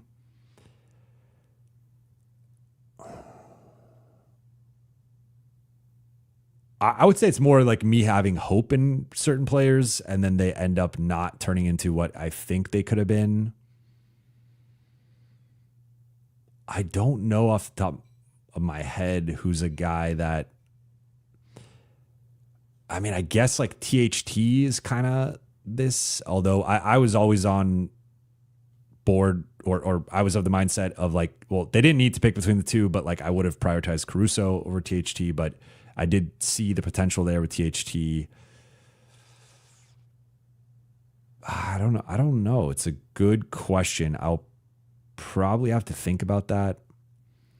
I'm trying to go back to like last decade. I mean, there's certainly been guys I've liked that just like have not hit in terms of their potential, but I would say like a more random one. I thought Troy Brown Jr. could have had a moment as like a rotation guy, could have been an eighth man in a certain situation, but that just didn't happen. I don't know if that counts. Yeah, I would have to think about it more. It's a really good question. It's really interesting. I appreciate it. I will think on it, and if I come up with it, I will share it either now or at a later date. Lakers Sean, thank you for the super chat. I'm sad every time I go on a Hoops Hype and see Lakers interested in Horford as the latest update. I feel you. I mean, that would be as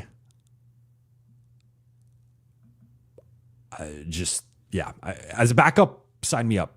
It's fine. As a starter, disaster is a strong word, but it's bad.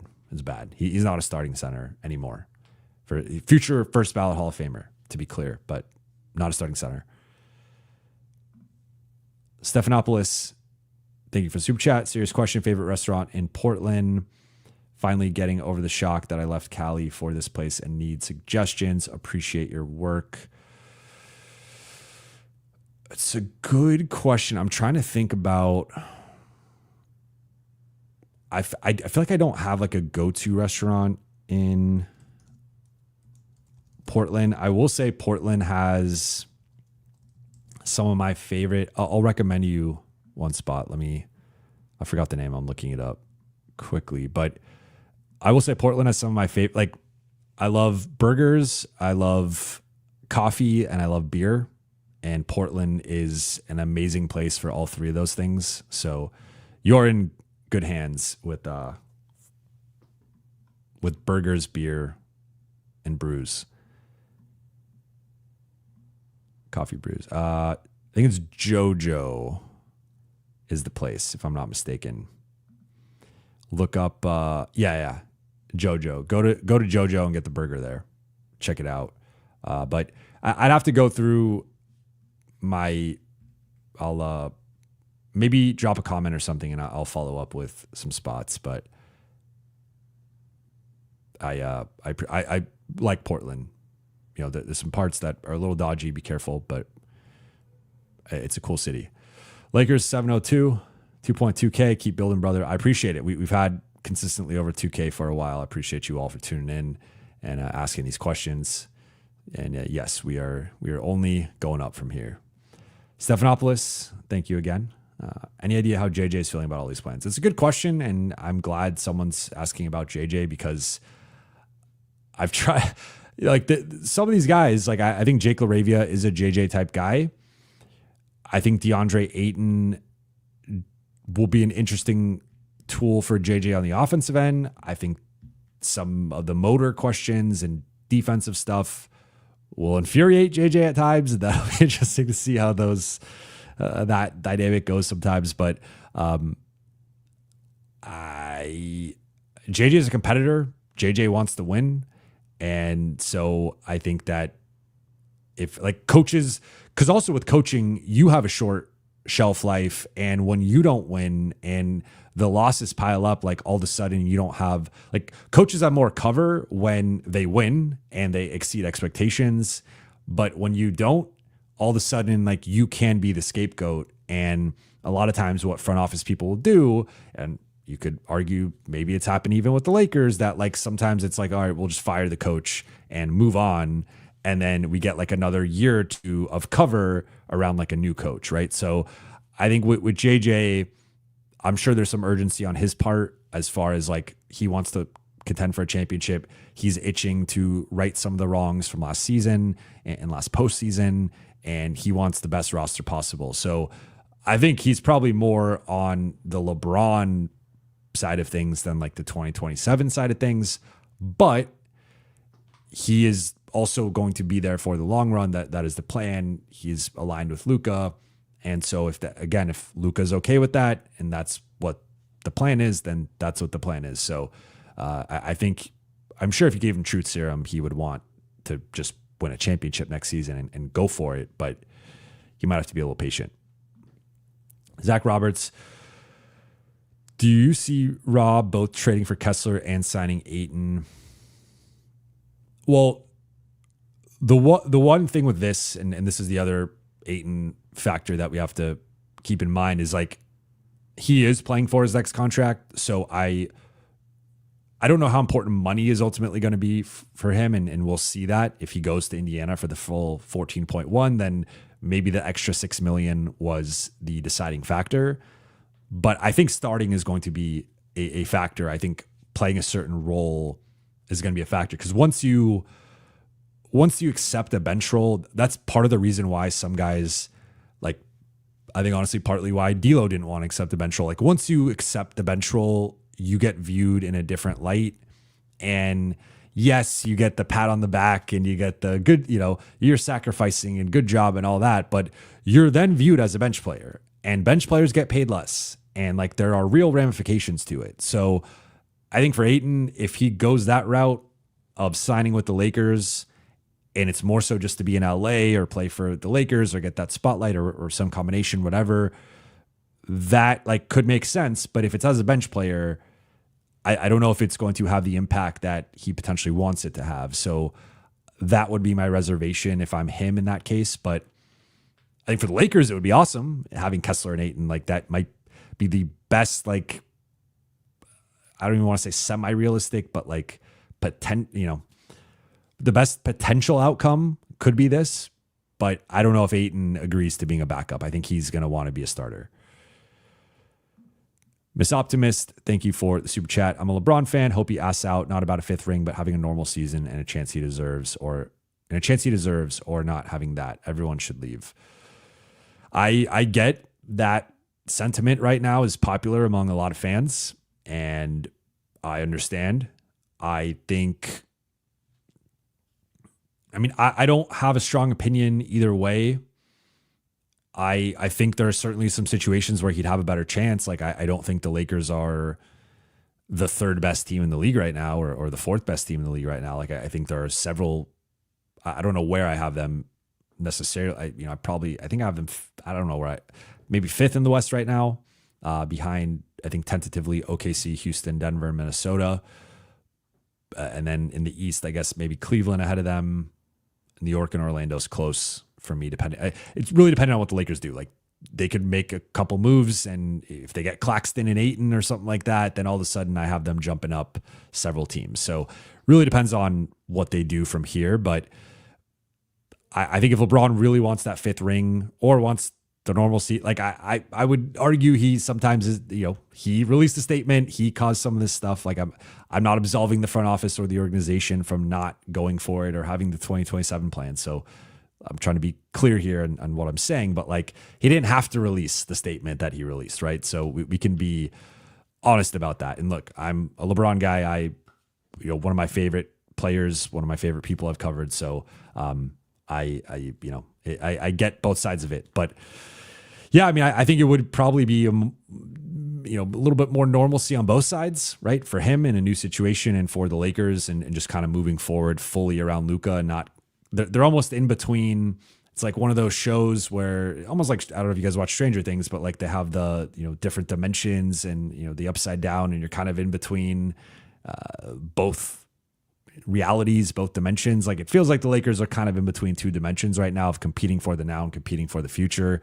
They're at odds and they have to pick a direction. And it feels like they're kind of trying to pick both, but it's really hard to do both. So yeah, I hear you. And I know a lot of people feel the same way that you do. Michael Cerna, thank you for the super chat. If we don't get a starting center before training camp, do you see Braun wanting a trade? You okay if Rob says no Ayton because of the bad rep? Thanks. For the second one,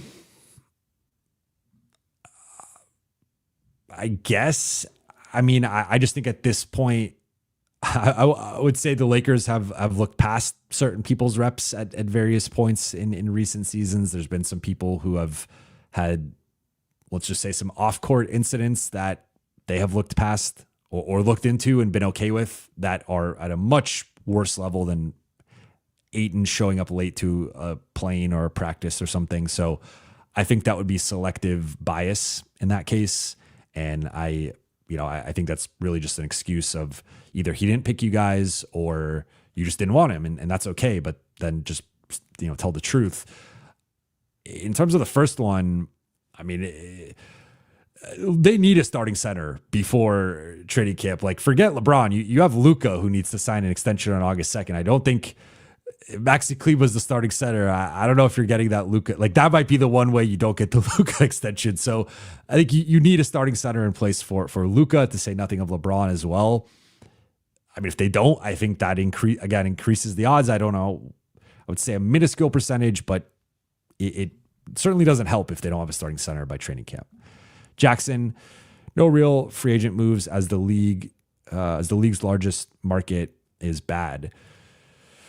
I'll say, like, I'm gonna, like, I know Jake LaRavia, mid first round pick, played in Memphis, played in Sacramento. Those are two of the smaller markets, two of the least talked about franchises in the league, at least in positive ways. So I get why people might overlook him or not know much about his game. I'm hoping to show more of his game with this film breakdown I'm going to do and talk through some of the strengths and weaknesses. But I think he's someone who can really help the Lakers off the bench with his versatility as a 40+% shooter, over 45% catch and shoot wide open shooter, which is, I think a real asset for the types of shots he's going to get. But a guy who can dribble, pass, rebound, really good offensive rebounder, really good cutter, really good relocator, and a multi-positional defender who is actually really good at denying entry pass, like several clips of him fronting Jokic and actually stealing the ball on entry passes, picking Tatum's pocket, forcing Kawhi into tough contested jumpers. Like, I think he's actually, I wouldn't even say he's like an above average defender. I think he's a solid defender. So I think for $6 million a year, I think he's going to outperform that. And I think he's probably going to be a non-taxpayer, mid-level exception type player in 2 years when his contract's up. So I would say the LaRavia signing and his potential replacing of DFS, I think there's something there with that. But yeah, I mean, to your point, like they have not done the big move yet, whether that's Ayton, whether that's a trade, and they need to do something soon. Intel Wild, how much do the Bucks have to Dame for the next 5 years, and how can they stay competitive with that hanging over their head? So they're giving him $23 million a year for the next 5 years, or they're paying, I think he's getting paid out the typical structure. I think it's just on their cap for $23 million per the waive and stretch rules. That is the question. And like, I would argue, I think next year was shot for the Bucks anyway. The second that Dame went down, I don't think, like, you effectively lost Dame and Brook Lopez, and you replaced those two with the contract of Miles Turner. And while I like Miles Turner more than Brook Lopez currently, and I think it is an upgrade, I think he fits with Giannis well, it's just, I mean, Kevin Porter Jr. is their starting point guard. Like, I just, if you look at, it's probably KPJ, either AJ Green or Gary Trent Jr., Kuz, Giannis, and Turner. It's like, is that group going to win a playoff series? I would not pick them to win a playoff series right now in the East. I would pick Cleveland ahead of them. I'd pick New York ahead of them. I'd pick Orlando ahead of them. And I think I'd pick Atlanta and Detroit above them as well. I think they're the sixth best team in the East. And that's to say nothing of if Philly somehow gets healthy and could somehow have a season with Embiid and PG and Maxey and McCain, and now they're adding Edgecombe to it, and they got some pieces. So I mean, that one I'm a little bit more skeptical of. Like, I'll pencil them in for not healthy, but yeah, I mean, Milwaukee's in a tough spot because I think they were already going to have to punt on next season, regardless of what they did with Dame. And then there's that second follow-up season of like, is he coming back, or like, what's going on there? But now you did like lessen that hit for this season, but now that is going to be hanging on your cap for the next 4 years after. And I just think that's not a minuscule number. Like, that's more than the mid-level exception of just dead weight on your salary, your cap sheet. Like, that's a lot. So I think in a way, it's almost like they had a sore foot and they just decided to cut it off instead of just doing the rehab or taking the medication or whatever. And it's like, think it was a little bit of a drastic overreaction to the situation they're in. And I don't think it's going to lead to the results I think it's going to lead to Giannis getting traded. And that's going to make this all even worse. AW, thank you for the super chat. I wasn't really a big fan of Luka trade because I was afraid the situation we're currently in would happen. And now, depending how this offseason goes, he might be hesitant to sign an extension. The thing I would push back on is like, would you rather them have AD right now and have not made a trade or maybe made a small trade at the deadline? And then like, okay, you have AD, he wants his extension. He's extension eligible coming up. And you're going to have to figure that out. And he's, he would have, you probably would have been a play-in team. I've talked about this before, but with the way that AD missed the amount of games he missed and with the strength of schedule the Lakers are about to have, like Luka helped them in a lot of big games. Denver, Minnesota, Dallas, the Clippers, the Knicks. Like there was a lot of big wins that Luka was a part of that I don't think they get if it's AD on the sideline and no Luka there. So I think we're talking about like a totally different scenario in which you got the pick, you got Max Christie, you got AD, you got to figure out what you're doing with AD in terms of his extension, his future. You got an extra pick to play with. Maybe you could go do something this summer. Maybe you're adding a wing with a couple picks, but I think you have a much shorter contention. Like there is no 2027 plan. It is a 2025 or 2026 plan, but I hear you. I think Luka's going to extend. I don't think that's an issue. Take a water break for a second. It's been almost 2 hours.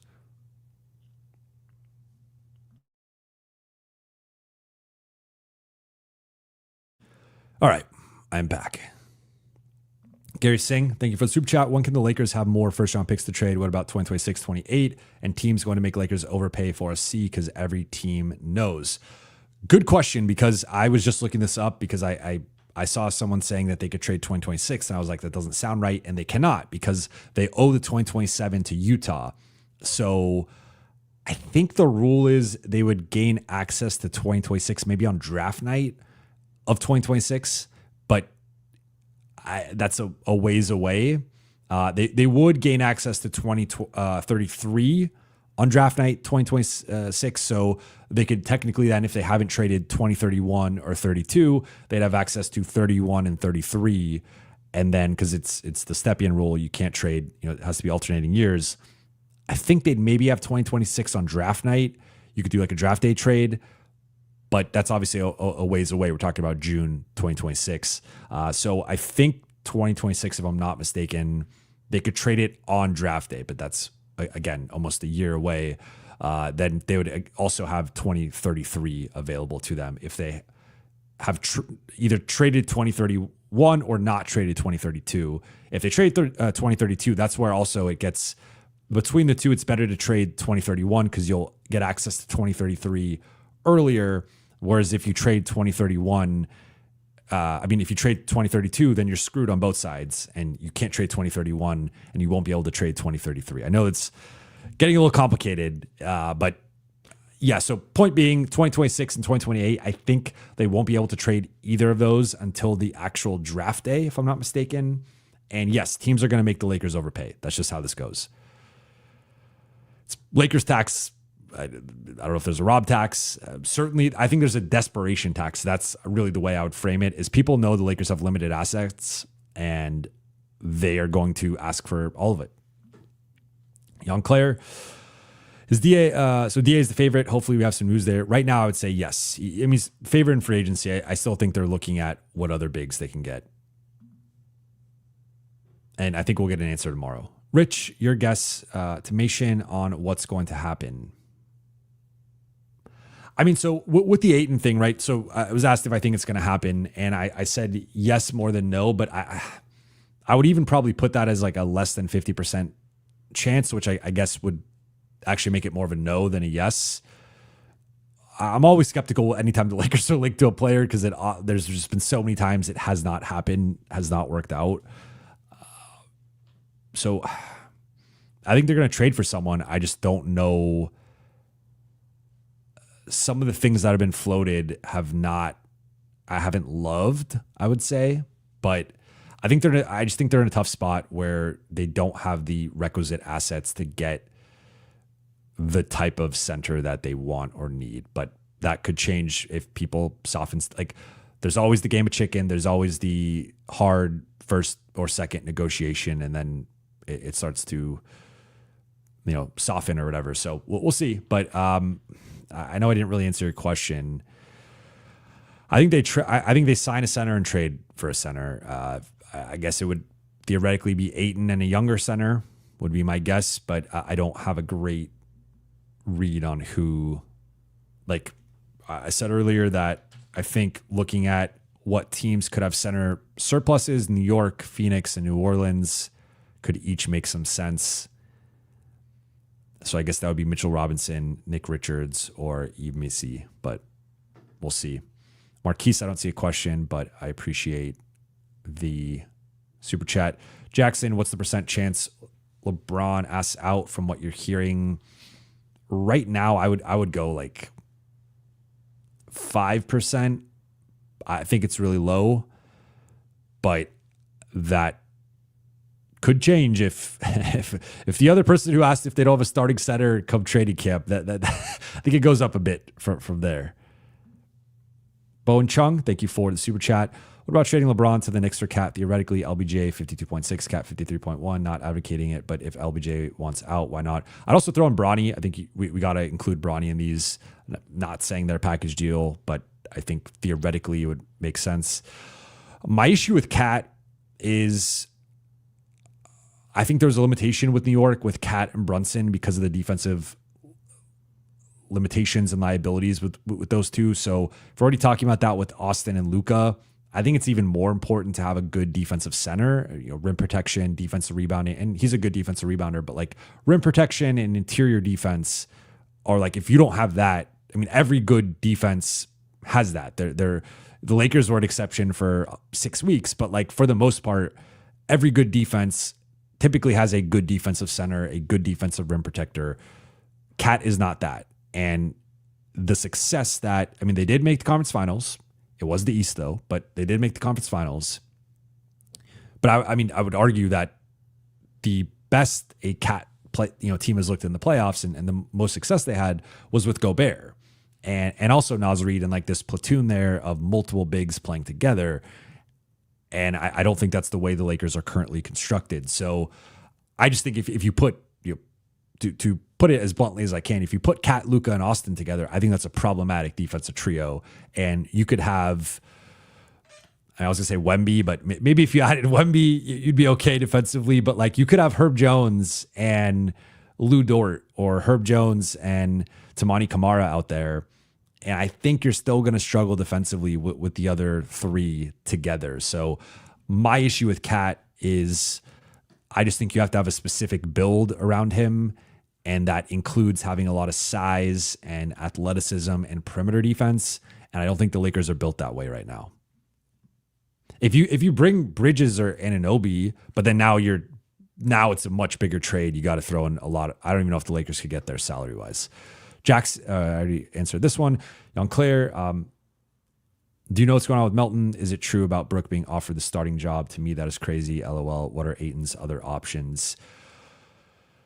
I mean, my understanding with the Lopez situation was if they signed him, it was to be a starter. I don't think there was ever a real possibility. Like I know there was this fantasy for some fans about they were going to get 2 centers in the market. I don't think that was realistic, especially with money is becoming tighter in the league. And once you give up, similar to the bench thing, like once you give up money, it's hard to get it back. Lopez, this might be his last contract. Like who knows how much longer he plays. He's 37. So this might have been his last chance to get a relative bag or, they're all making a lot of money, but like by NBA, close to mid-level standards.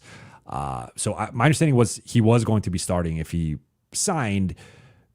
The thing I don't have quite clarity on, and there seems to be some mixed reporting on this, is Lopez versus Ayton, like who was the priority? I think some people are framing it as Lopez. My understanding was it was Ayton, but that also could be more of a retroactive framing of the narrative. I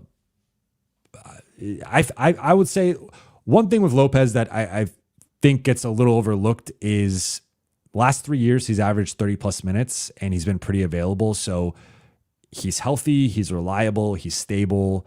And while a guy like Clint Capella, 7 straight years, minutes going down, Al Horford, minutes going down, Lopez's minutes have actually gone up over the last few years. And I think it's more of a state of Milwaukee and where they're at. But he's been reliable. And I think he is a starting level player, which is why it's a really good deal for the Clippers. In terms of Melton, I think it's more so just a waiting game. Like if he was a minimum player, that's also, I got asked the earlier question about the BAE versus the minimum. I think if he was a minimum player, you might have just signed him already. There's really no point to not sign him. But I think they're waiting to see where the other chips fall with the bigger name free agents. Ahmed Braun, any chance of a LeBron buyout? I would say there's a chance, but I don't see LeBron giving back a bunch of money. I think money's important to him. And I think that was shown by, I think he believes in his value, as he should. You could argue that he's been underpaid throughout the totality of his career. And you saw the impact him leaving Cleveland had on the city. And he was never properly compensated from the NBA contract. Of course, off the court, all the endorsements and whatever business ventures he has and stuff. But I'm not going to pocket watch with LeBron, but I just have a hard time with the way he's moved and not taking pay cuts. I have a hard time seeing him all of a sudden changing his tune and just being like, all right, I'll give a bunch of money back. So I do not see that happening. Now, if the Lakers are willing to eat a certain amount of money and he could offset that with a new team, that's a different story. But I would assume they'd have to eat at least the 14.1. And at that point, I don't even know who's out there right now that would make sense. So I think it's I would say it's honestly a 1% chance right now. And of course it'll happen because I just said it's a 1% chance, but definitely lower than a trade. John Williams, when is the soonest we can trade or cut Bronny? You could trade him right now. I mean, I would assume they're not going to trade him unless it's with LeBron. I don't think I think he's going to be on the team as long as LeBron's on the team. His contract, I know it's a 4-year deal, so he's got 3 years left, but I forget, it might be the final year's team. Yeah. So they could not pick him up for 2027, 28, which ironically, the theme of this entire show has been the Lakers in 2027, and they could let him go in 2027. So I guess that's realistically the soonest they could cut him. I mean, they could waive him today, but then you got to eat that money. BLC putting me on the spot here. Hey, Jovan, who do you trust more, Genie/Rob or Walter? I don't really want to answer this, but the best way I can answer this is I think that the Dodgers, if you look at the Dodgers track record over the last 13 years versus the Lakers, I would take the Dodgers in terms of organization, how they're run and how they function. So I think I'm answering your question without answering it. Anthony, thank you for the super chat. Do you have any idea who McMenamin hinted to? No. I know there's been some follow-ups with who, people mention Misi, people mention Claxton, Kessler.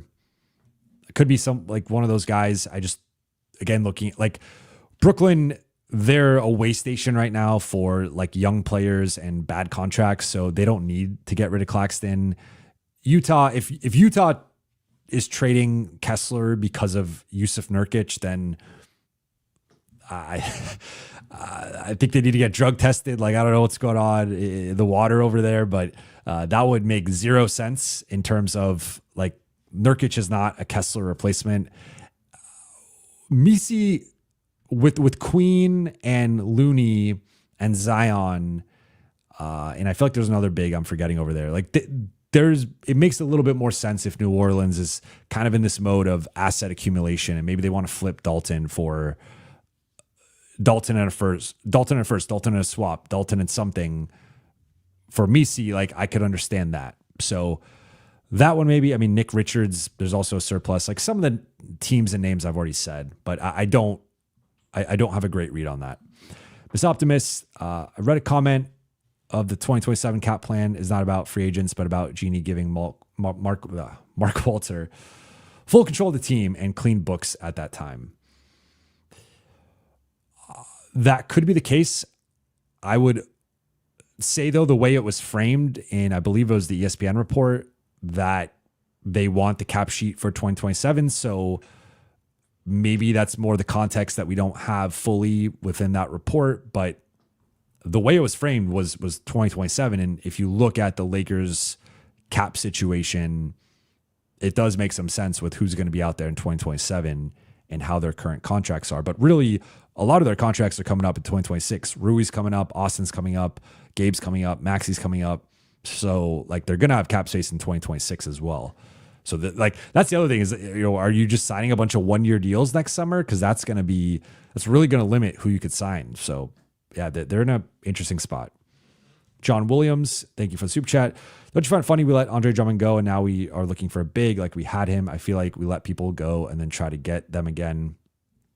I mean, yeah, they let Drummond go a while ago though. So that one, I think he last played in 2021, right? So it's been a minute, but in general, I think they've done a poor job with some of their talent evaluation. I think if you look at their track record in free agency over the last, or really since the title year or since 2021. So if you go 2022, 23, 24, and now 25, it's been a pretty bad track record in free agency. The center spot has been a revolving door of vet minimum players that in some cases they're out of the league the following season or within a couple of years. Like it's been pretty bad. So I think that they've had some issues with talent valuation at the pro level.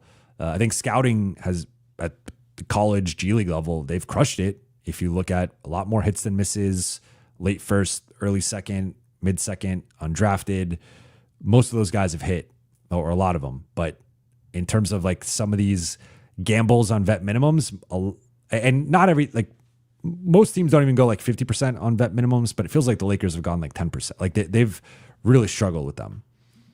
CJ Martinez, thank you for super chat. Have you heard anything Magic salary dumping Goga to Lakers remaining MLE? Both are about 8.3 million, I believe, or any other center trades. Love your work, by the way.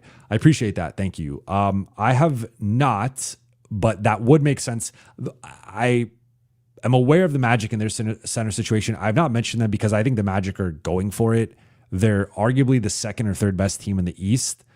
And right now, Mo Wagner's a free agent. He might be a minimum guy. He's coming off an ACL tear. I don't know that it makes a lot of sense to just give up on Goga, especially with Wendell Carter Jr. being as injury prone as he is. That's another name apparently the Lakers called about, according to, I think it was Clutch Points. So I just have a hard time. Like, I think sometimes when we do the fake trades, we look at it from what's fair value, but you also have to factor in the other team's needs. And like, they don't necessarily like need Goga, but if Wendell Carter Jr. goes down and they have Mo Wagner coming off an ACL injury, Goga makes a lot of sense as their temporary starting center as he was last season. So I think when you're in that stratosphere of like contender or fringe contender, I don't know, you want to just give up a surplus position, especially like the center position is the most in vogue position right now. Everybody's loading up on centers. Everybody wants at least 2, if not 3 centers. Some teams have 4 centers. It's like it's like the new running back position or something where you just want a bunch of them because you know some of them are going to go down or some of them are matchup dependent or whatever. So I think I just have a tough time seeing Orlando just dumping him. Now, maybe if it's like Dalton if they offer Dalton in a first, then they overpay. Sure, maybe they'll do that. But if we're talking about like fair value for Goga, I just don't see why Orlando does that.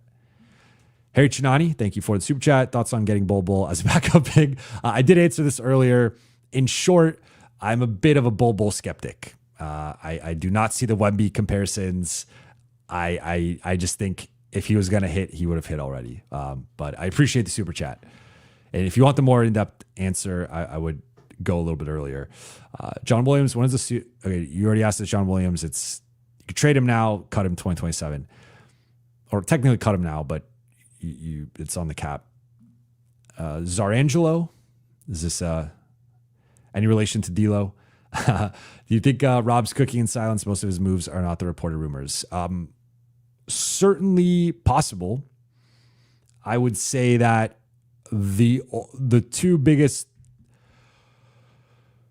drawbacks with this theory or limitations with this theory are that in free agency, we know who's available and who's not, right? Like there could be some buyout guy similar to Ayton, but probably not. So we know, like, if they don't get Ayton or Horford, that third center, whoever it is, and I could pull up here the free agent rankings or list, like that player is not going to be good.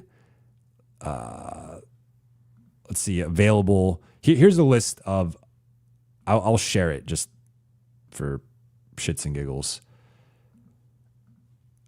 Here's the available list right now. Mo Wagner, Al Horford, Tristan Thompson, Taj Gibson, DeAndre Jordan, Thomas Bryant, Tristan Vucevic. It's not Vucevic. I forgot how to pronounce his name. It might be Vucevic. Jackson Hayes, Charles Bassey, Alex Len, Biyombo, Carlson, Koloko, Micah Potter. This is a very depressing and uninspiring list of available setters. And DeAndre Ayton should be on here. I don't know why he's not. But after Ayton and Horford, Mo Wagner to me is like, I think he's a good backup when healthy, but I think there's a lot of questions coming off the ACL tear. Tristan Thompson is a fringe roster player, if even a roster player. Same thing with Taj Gibson. Same thing with DeAndre Jordan. Thomas Bryant's fine as a backup. I mean, he was a backup for Indiana, but they did bench him in the finals. I like Charles Bassey, but he's more of like a 2.5, like, in between a second and third string type guy. Alex Len, fringe roster player, if not a roster player. Biyombo's, I think, more of a third string center. And then we're down here like Koloko. And so I just think this is a depressing list if you miss out on Ayton and Horford. So that's one part of it, is like they're limited in free agency.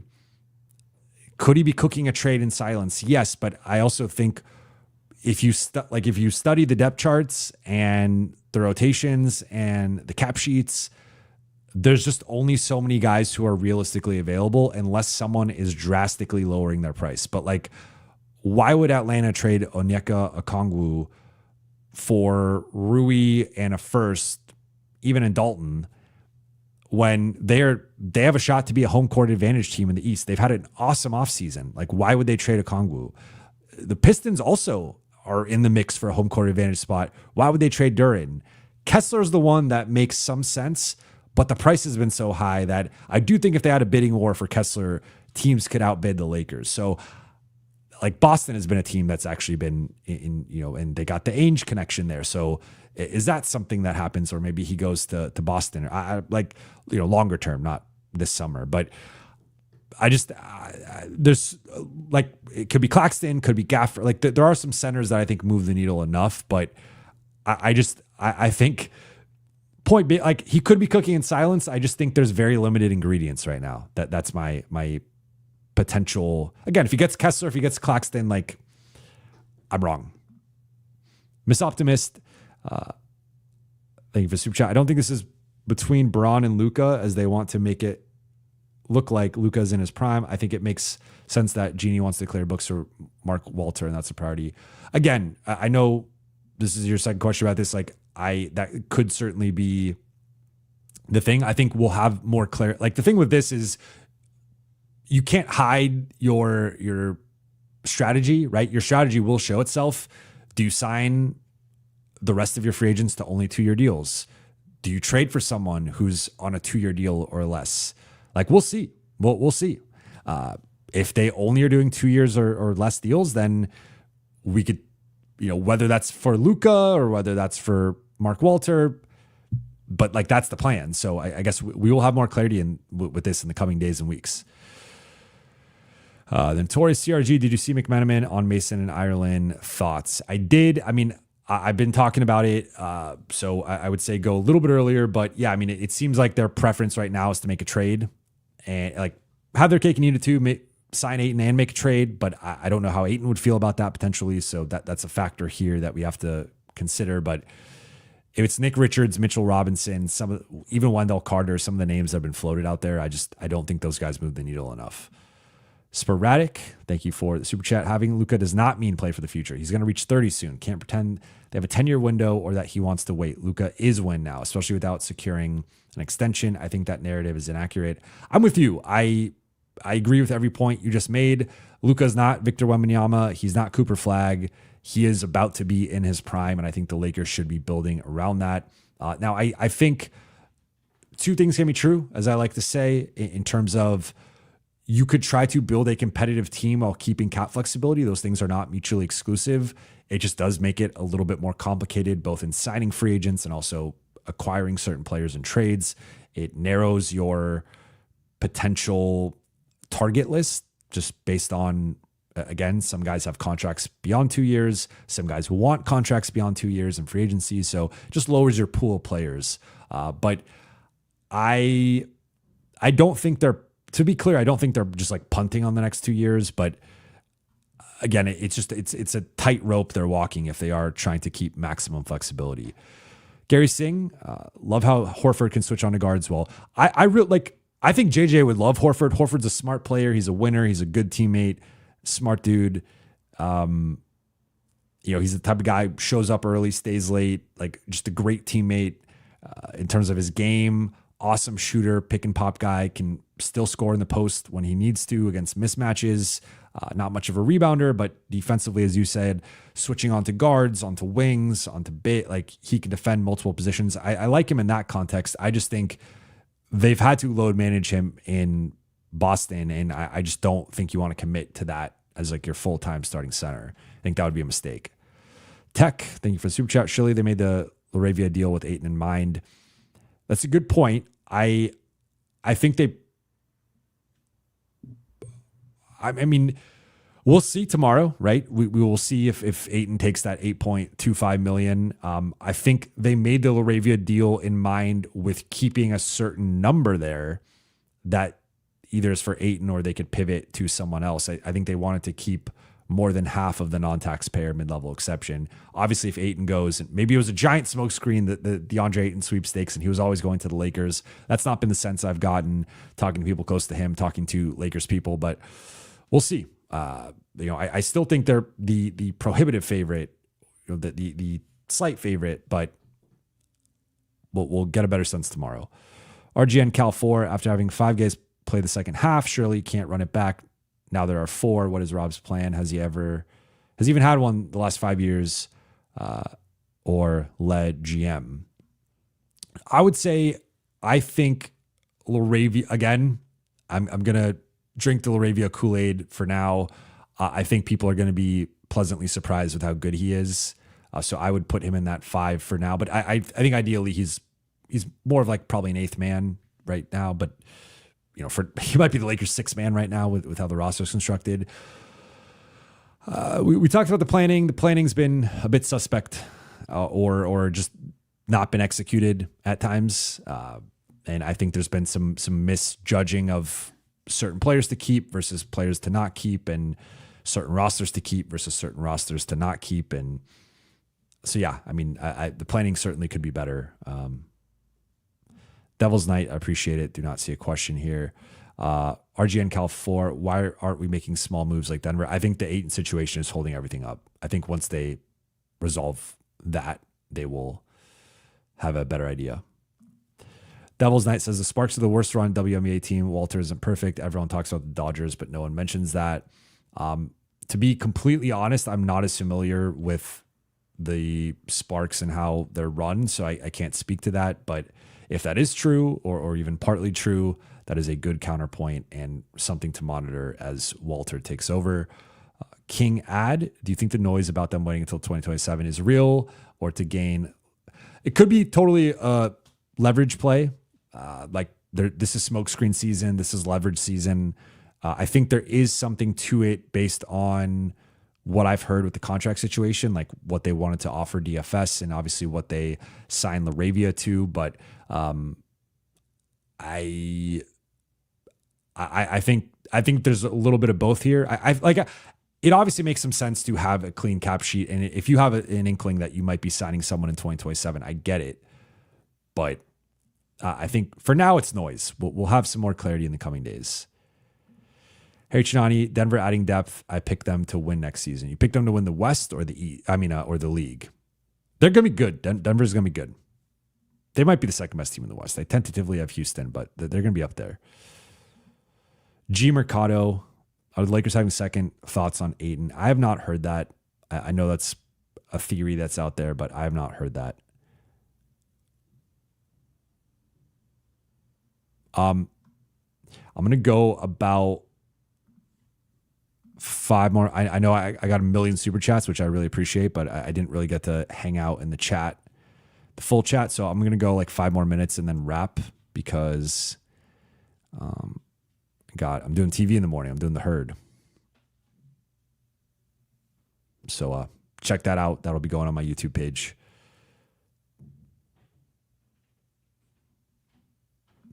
Alan Porter says, no, it doesn't make sense. Just stop. So what I mean by that is like, you obviously want, in general, you always want to have like cap flexibility is always important. Now cap flexibility doesn't win you games. It doesn't win you championships. So if that's more the point you're speaking to, I agree with you. My point is like, I get why that could be a strategy. I just think if there are opportunities that cost the 2027 cap space, but help you win now and are worth it and are kind of the best of both worlds of like a short and long-term piece, I think you got to go for that. And I don't have the clarity yet of if that's how they're viewing it.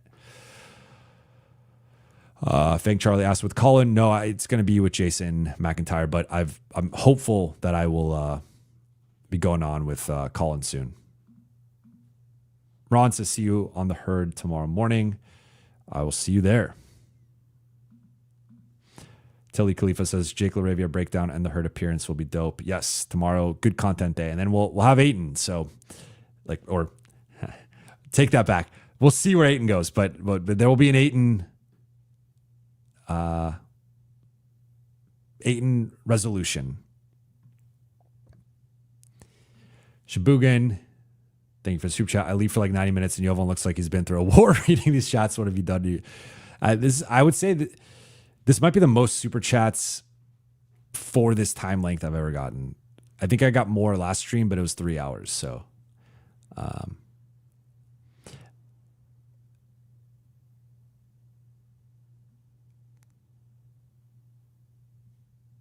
L.A. aka Keone Yo. When is the next episode of Great Western Forum? We have not decided yet. I'm guessing maybe next week or the following week to kind of recap the off season. But we need to get on that. Young Lito asked about Dylan Brooks. I think they're going to keep him. I'm sure there's a price to trade him, but I think Phoenix doesn't have their own picks, so there's really no reason for them to not go for it. They kind of seem to be going for it, so I think they're going to keep Dylan Brooks. They need the defense. And then, unless they can get their picks back, but that is involved directly with Houston. Melton, I've heard he's expected to be ready for the start of the season, so I don't have any intel in terms of like where he's at currently, but I just know that he's supposed to be ready for the season. Gary Singh, how many rotation players are needed for the playoffs? Good question. I think the number's gone up. I think you're probably at 9.5. And when I say 9.5, I guess that's technically 10, but like I think there are exceptions where maybe 9 is acceptable, but I think it's probably a player to a player and a half more than it used to be. I think there were playoff runs where you could get away with 7, maybe even 8 guys, but I think it's at least 9 now, if not 10. You see OKC and Indiana both went 11 deep at times in the playoffs, so you need more depth. Young Claire, same stance on Wiggins. Yeah, I think for right now, Wiggins is I still think is in play. It's just the price has to drop from the Miami side. And then Gary saying, how much value do the Lakers' expiring contracts have? To be honest, not as much as I expected. I mean, I would still say I think Maxi Kleber is still a contract that you have to attach something to because I don't think people are viewing him as a rotation type player. Gabe Vincent has a bit more value. I think Rui's the only like unequivocal positive value one of the expiring. Like, of course, Austin too, but he's not like he's fundamentally an expiring, but not technically an expiring. He can be an expiring. So I guess Austin and Rui are the two. I think Gabe is like close to neutral, maybe slightly negative, but around neutral. And then Maxi's a negative contract that like the other issue here is that Brooklyn's the only team with cap space, and teams aren't just like looking to take on a Gabe Vincent or a Maxi Kleber. They either want an asset back or they want to give you a bad contract. Or a contract they don't want. So that's where the Lakers have to find that sweet spot of like, Wiggins, maybe they want to get off the extra year for something like that, but then they're going to want something as well so the Lakers are in a tough spot with that. Shbugan, so playing 5 guys in the playoffs for 40 minutes is bad, asking for a friend named JJ. Yes, it is bad. And this is where I'm going to wrap. I always love wrapping with some levity. I appreciate you all for rocking with me 2,000 plus strong for over 2 hours. I am humbled. I appreciate it. Appreciate all the super chats. And I will be back tomorrow. Again, Laravia breakdown, Hurd appearance, and I'll go live once we have clarity with the Deandre Ayton situation. Also, actually, Lakers are having an availability tomorrow. So I think we're talking to Diarra for the first time. Might be talking to Bronny and Dalton. Depends who gets made available, but I think they're having their first Summer League practice. So we'll have lots of updates, lots of content and coverage coming tomorrow. So be on the lookout for all that. Thank you all so much for watching and listening. For those watching on YouTube, please be sure to hit that subscribe button, turn on channel notifications, and like and comment on this video. Let's get those likes up. Let's get those subscribes up. And for those listening on Apple Podcasts, Spotify, or your podcast platform of choice, please be sure to follow, download, and leave a 5-star review. I'll be back tomorrow. I'll talk to you then. Shout out to the late night.